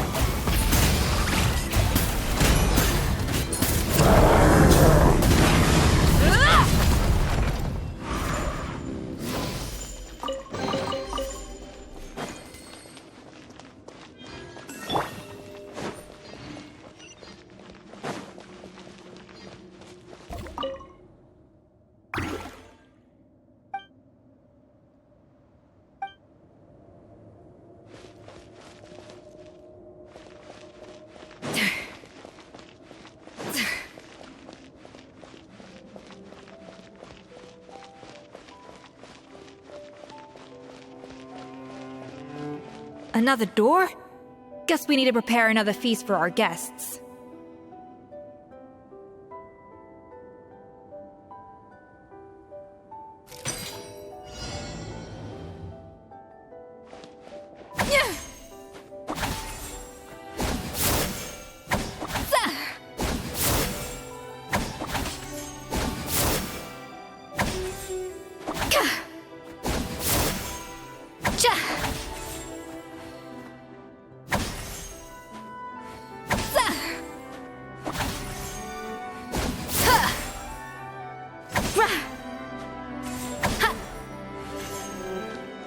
Off to the freezer!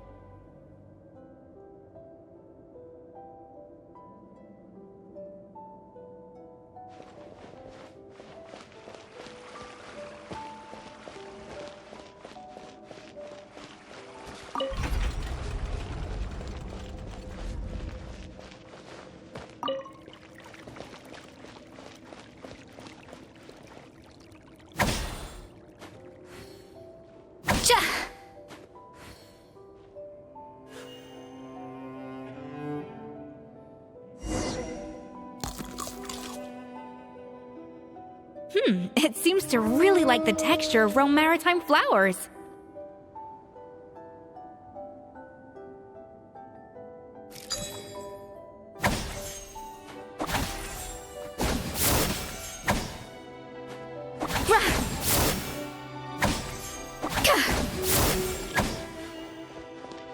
A dash of frosting!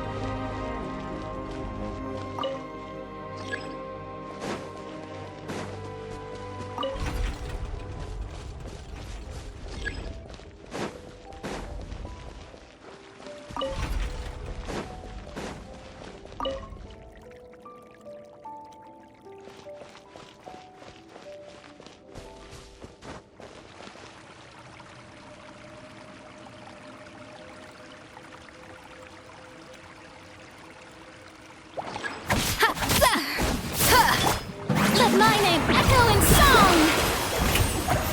Try and stop me! Light up the blazing sun!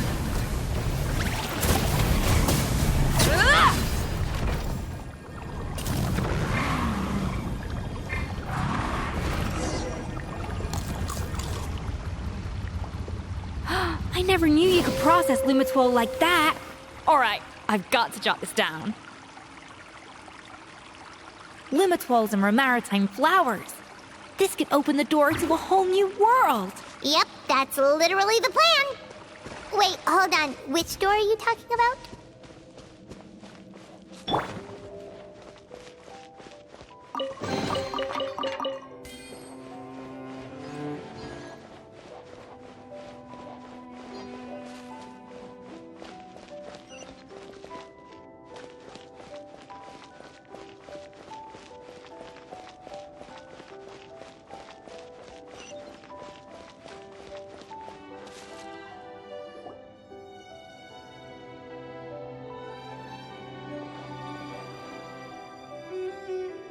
That's strange. These don't look Romorian to me. More like last century Fontaine. Adventurers from last century Fontaine, huh? Oh, Modeste and Savelli, do you think they camped here? By the looks of it, this was a one-person camp. They adventured together, but maybe one of them came back alone at a later date.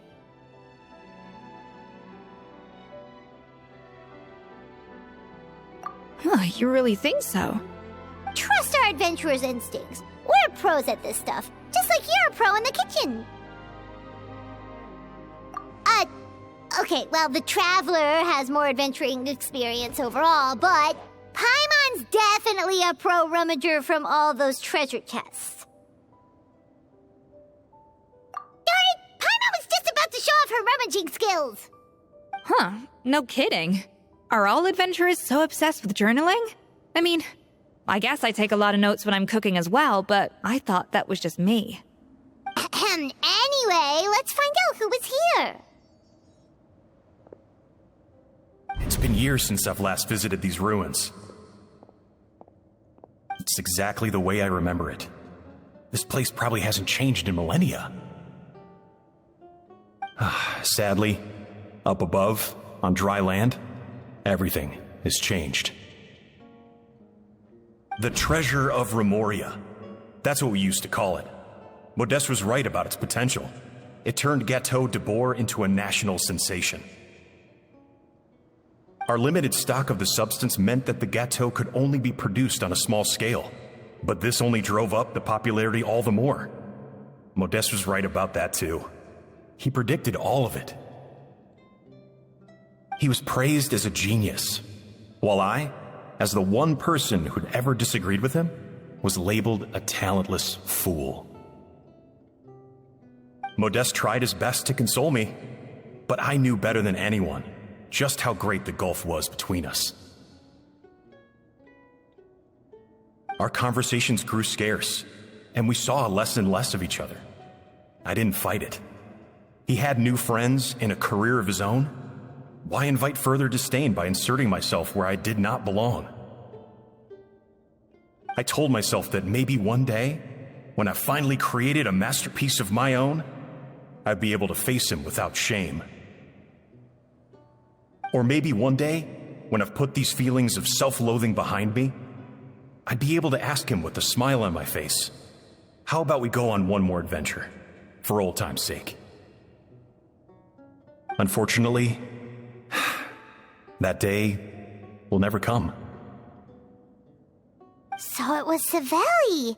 From the sounds of it, he came back after Modeste had already died. I always thought it was just a legend. But if it's true, then this must be the place where they found their secret ingredient, the birthplace of Gâteau de Bourg. In that case, what does that say about the death of Modeste? If it's all true, maybe Savelli really did have something to do with it.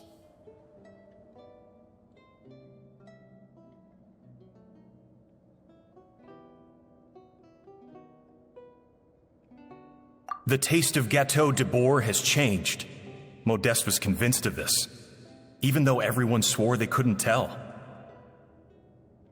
Being the perfectionist that he was, he refused to accept even the slightest flaw in his work. He stopped all sales of the product, locked himself away in the kitchen, and worked day and night, vowing to find out where he had gone wrong. But as he baked and taste tested over and over again, he found he only strayed further and further from the original taste. It was only when he was sipping on coffee one day and realized he could not taste the bitterness that the truth finally dawned on him. What had changed was not the gâteau, but his sense of taste. The treasure of Remoria stimulates the senses, taste included, and invigorates the spirit. In the short term, it offers people the ultimate gourmet experience, but in the long term, it dulls their senses entirely. In hindsight, it made perfect sense. After all, why would a culture that sought liberation from the constraints of their bodies care for the loss of their senses? But we realized it too late. We were just too late. Over the course of his many culinary experiments, Modeste exhausted the remaining supply of the treasure of Remoria. He consumed it all himself. The finest culinary talent of his generation now faced a future in which he would never be able to taste anything ever again. Finally, in despair, he took his own life. And because we had become estranged, I could not be there to stop him, to offer some words of comfort, or even to say goodbye. Yet despite everything, he sent me his final letter. The treasure of Remoria? Guess Monica was really onto something. It really was a kind of drug. So, Modeste chose to end his own life. Then, why all the rumors that Savelli murdered him? Also, neither the Codex nor any other contemporary records make any mention of the treasure of Remoria. It's almost as if someone deliberately erased it from history. Modeste told me everything in his final letter. His was a tale of how even a genius could fail, and how much more devastating it is when it happens. Did he hope I would gain some personal catharsis from knowing the truth? Or maybe he wished for me to warn the public about the dangers of Gâteau de Bourg, proving that I had been right all along. But if the public ever learned how Modeste's greatest triumph became his undoing, his fall from grace would be swift and merciless. 1 minute a genius, the next a joke. It would surely spell the end for his restaurant, too. What would be his legacy then? How would future generations view everything we built together? I fear the scorn I have faced these last years would pale in comparison to the scorn shown to him by the history books. I cannot let that come to pass. I will do what I must to protect his name. It will mean tampering with his notes to remove the damning details, leaving mere fragments of our story behind. It may lead his family to suspect me of having a hand in his demise. But if that's the price of destroying all evidence of my crimes, then so be it. I would rather the world believe a tale of genius and jealousy than see his reputation in tatters. The final loose end is the evidence here, at the bottom of the sea. Huh? What's wrong? Didn't we say Savannah should be safe for now? So we thought, but if Monica finds out what happened to the treasure, there's no telling what she might do.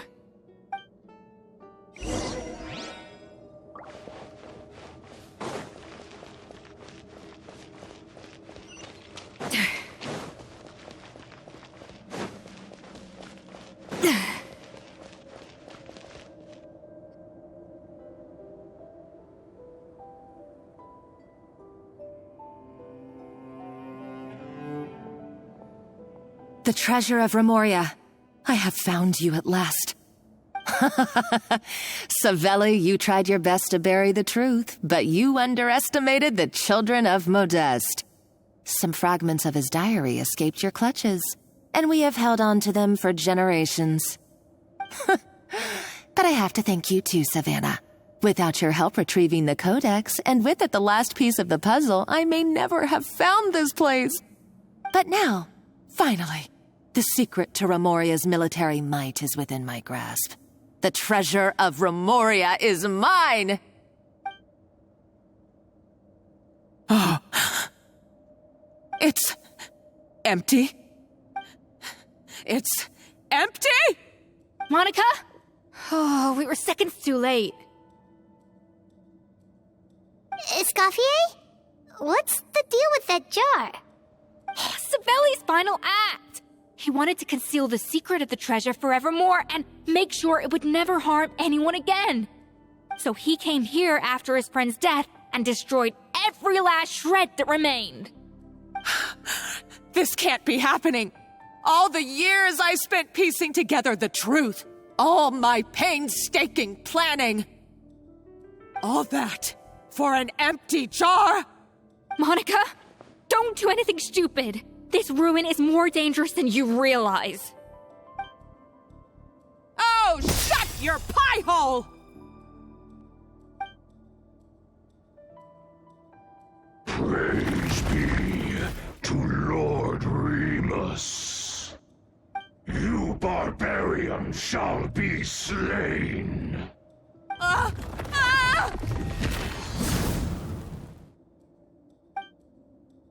She's a nutcase! A liability to herself and everyone else! Well, now it's up to us to clean up the mess she's made. Take these golems out!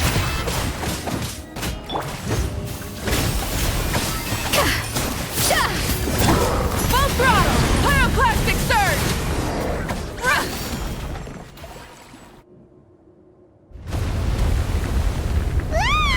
Why is this place still shaking? Either way, it's all her fault. Enough chit-chat. Let's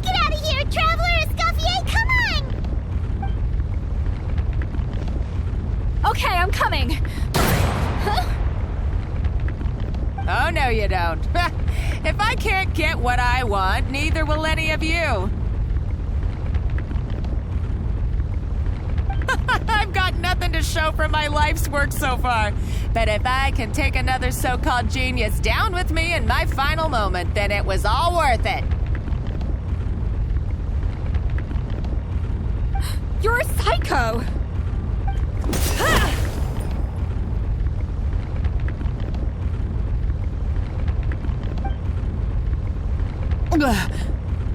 Savannah? Oh, when did you wake up?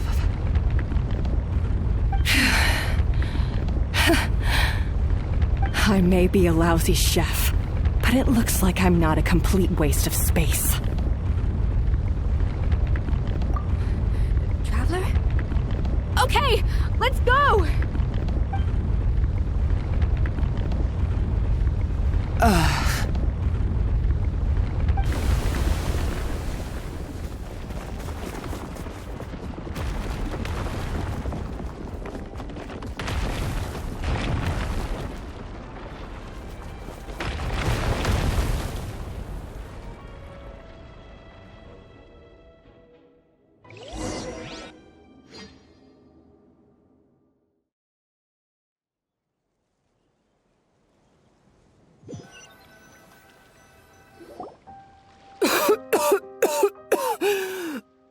Escoffier! Savannah! Traveler! And Paimon! Venejem! What are you all doing here? What did you expect us to do? Stay at the restaurant and sit on our merry derrieres? While the Traveler and Escoffier were out here risking their lives? We had to do something. Even though that something ended up being, well, waiting for you here instead. I don't deserve any of you. And I certainly don't deserve to be your head chef. It was my fault Escoffier had to leave. Then I couldn't live up to her standards. I acted like a tyrant in the kitchen. And now I almost got myself killed. Come back, Escoffier. Come and be our head chef again. I'll never be able to replace you. Okay, so everything I said to you the day I left, it just went in one ear and out the other? Huh? Sorry, I was kinda in my own head at the time. All I could think about was the Lumiline situation. What was it you said again? Forget it. It doesn't matter. Anyway, I didn't leave this job because of you. And you're not nearly as awful a chef as you think.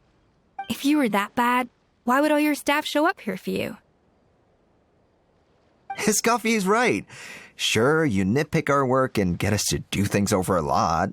But when it comes down to it, you're the one who's always doing whatever it takes to make sure the customers get served on time, every time.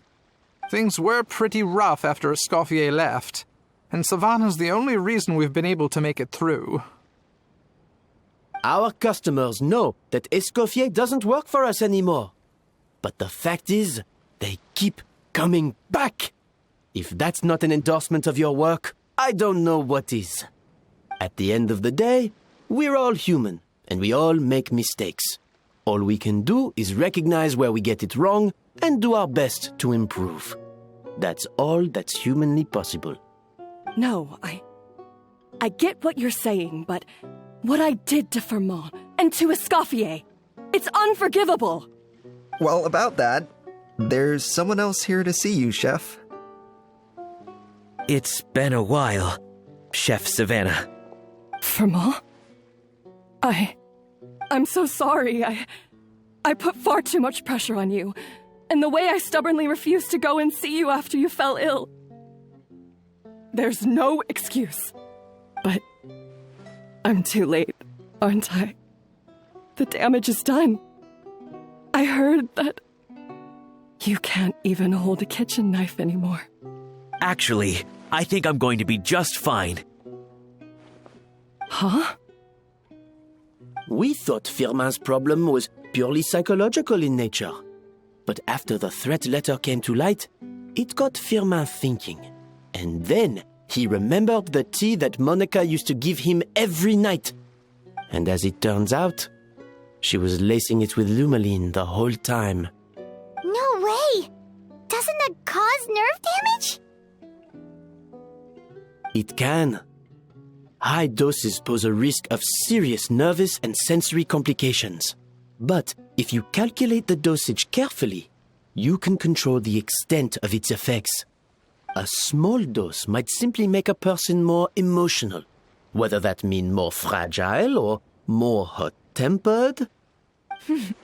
No wonder it seemed like you'd lost your edge. I asked my friends at the Fontaine Research Institute about it. They said that with the low dose I was taking, the risks are pretty small. They also fixed me up with some meds and said I should recover in no time. Well, that's what happens when you give someone a little bit of hope to cling on to. There's more. We believe that Firmin was likely not Monica's only victim. You mean she poisoned me too? Oh, so that's why Savannah's been so irritable this whole time! Let's not be too quick to blame everything on the Lumaline. That stuff can only amplify what's already there. So tasty food will seem like the most delicious thing in the world, while food you don't particularly care for will become utterly revolting. So you better make sure you reflect on your behavior and apologize to every single person you've wronged. I will. I'm sorry. There's still one question that's really bugging me. Why is it that no matter what I do, my Gâteau de Bourg never tastes the same as yours? Is it just... is it because you're a genius and I'm not? It's because the heating element in your oven is broken, you silly goose. What?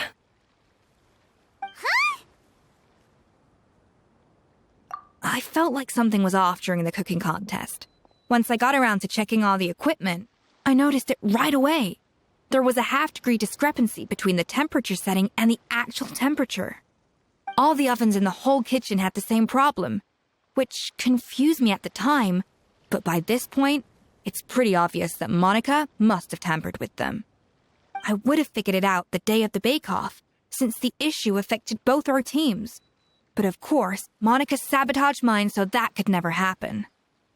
No. I spent so long trying to find out where I was going wrong, and then you pinpoint the problem in just one night? It all comes back to one simple, undeniable truth. You're a genius, and I'm just plain old Savannah.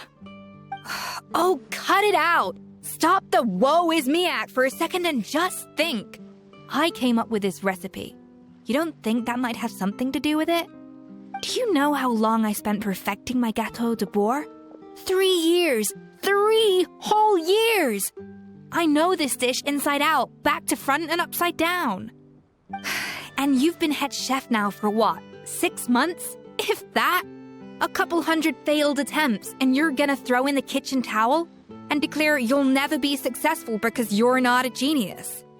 You clearly have no idea how many kitchen failures I've had under my belt, or just how long it took me to finally get my recipe to a level I was satisfied with. Genius or not, everyone makes mistakes. Modeste did, Savelli did, everyone does. You're only a lousy chef if you don't face up to your mistakes, learn from them, and then keep chipping away until you crack the problem once and for all. Surely you haven't forgotten all that. You were no lousy chef back when I handed you the reins. I haven't forgotten. And I'll make sure I never do. That's our head chef. Ha ha! Sounds like we won't need another changing of the guard in the Hôtel de Bord kitchen anytime soon. Huzzah! Aw, what a perfect ending to a crazy journey. Look how happy everyone is. So you got your mojo back now? Yeah, thanks to you, Escoffier. In fact, no. Thanks to all of you. Aw, friends again! So nice to see them finally settle their beef. Good. So now that's out of the way. It's time for payback.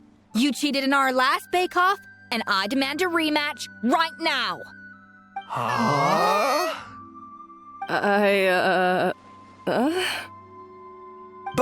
But that was mostly Monica's fault, wasn't it?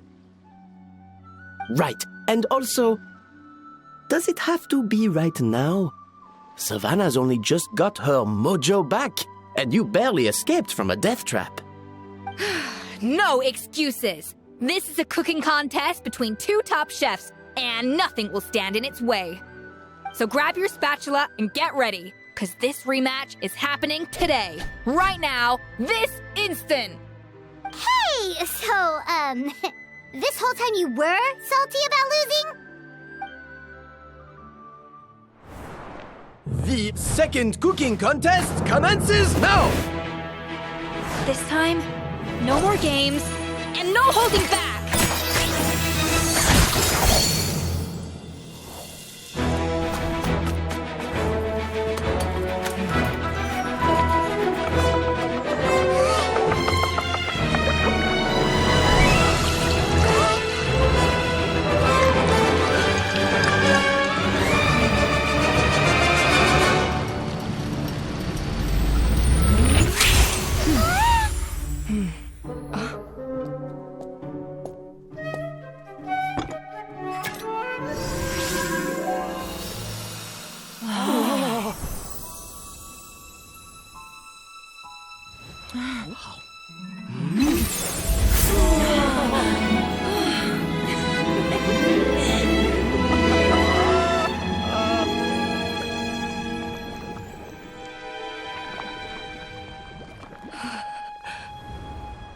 I feel like I don't have the right to be here. Hey, what are you so afraid of? You can't unbake it now. And if you don't serve it, then good or bad, you'll never find out how to improve. If you're too scared to fail, you'll never know what real success tastes like. So? Embrace your failure. Taste it. Digest it. That's the way to success. I don't know. Sounds like it's easier said than done. I'll do it.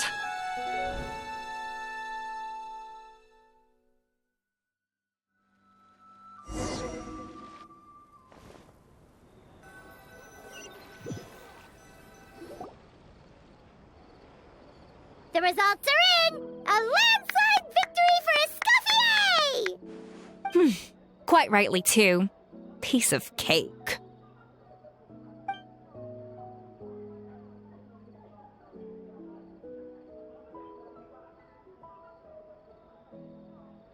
Oh yeah, look at that! Savannah looks pretty chipper too, considering she lost. Now, where were we? Yes. Do you have any more questions for me after everything that's happened? I thought Navia would have filled you in. And actually, I said all this to Savannah before I left. Although, as we saw, I don't think any of it sank in. I had two reasons for leaving. One was the food safety incident, of course, but the other was that the Hotel de Boer had reached a point where it didn't need me anymore. So I decided to step down and look for new opportunities to improve myself. Improve how? Well, a while back, I got to know a fellow chef from Liyue, and in her, I saw so many new possibilities. She has that same adventurous spirit that Modeste and Sibeli had in their youth. Slime mucus, lizard tails. With her, nothing's off the table.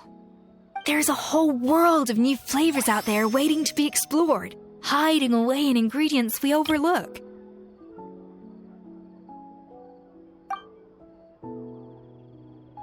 Case in point, remember those Romaritime flowers down in the ruins? I used them in the cooking contest just now. Did you taste the difference? What? Paimon didn't notice at all! half of the art of cooking is dissecting the recipes of previous chefs and figuring out the exact constellation of elements that gave their work its signature taste. And the other half, it lies in freeing yourself from the confines of the kitchen. You've got to go out and explore the endless possibilities out there. Uh-oh. Paimon's suddenly not sure she wants to try your cooking anymore. Hey! Don't worry, it's not going to be a free-for-all like in Modeste's time. Before I put anything into my food, I'll obviously do my research, make sure it doesn't contain any harmful substances. In the meantime, take this. It's a recipe for Petit Gâteau de Bourg revised version. I tweaked it to suit your needs as busy adventurers. Hope you enjoy, and remember, feedback is always welcome. All right! So, do you ever see yourself returning to Hotel de Bourg? Oh, of course. I've already promised Vanishem that I'll come back every once in a while to make sure the quality of the food remains at an acceptable level. You know, Paimon's still a little disappointed that we never got to see the treasure of Remoria. Surely Monica wouldn't have gotten drawn in so deeply if it wasn't for all the mystery surrounding the original Gâteau de Bourg. She practically dedicated her life to finding the lost pieces of Modeste's diary. Then went to all that trouble to infiltrate the Hotel de Bourg. And in the end, it was all for nothing. Since you mentioned the treasure, between Modeste's writings and what we saw in those ruins, I think I may have figured out the truth. The so-called treasure of Remoria was most likely a substance that the Remorians extracted from Lumitoiles, better known to us as Lumiline. Huh? So then, why all the hype back in the early days of Gâteau de Bourg? Don't forget, it was a very different era. We could barely even refine sugar back then, so desserts were very much in their infancy. In a world of bland food, it's no wonder that the first thing to really excite people's taste buds took the world by storm. And as for the Lumiline, it may well have been somewhat valuable in ancient times. But these days, it's just another drug from the Fontaine Research Institute. Even if Savelli hadn't destroyed it all, I doubt it would be worth that much these days. So after all that, there was nothing in those ruins but worthless junk. Feels strange to say it, but Paimon almost feels sorry for Monica. She sacrificed it all only to get nothing in return. Hey! Huh? Navia? You just got back from that underwater ruin, right? Well, check it out. They ran a special issue. Did you see anything like this down there? Freshly unearthed from the ruins of Remoria. A magnificent jar thought to be over 1,000 years old. Experts say it has immense artistic and historical value. It could be worth an absolute fortune. Wait, isn't that the jar they used to hold the treasure? If only it was still in one piece. Some butterfingers must have dropped it or something. Ugh, it's such a shame.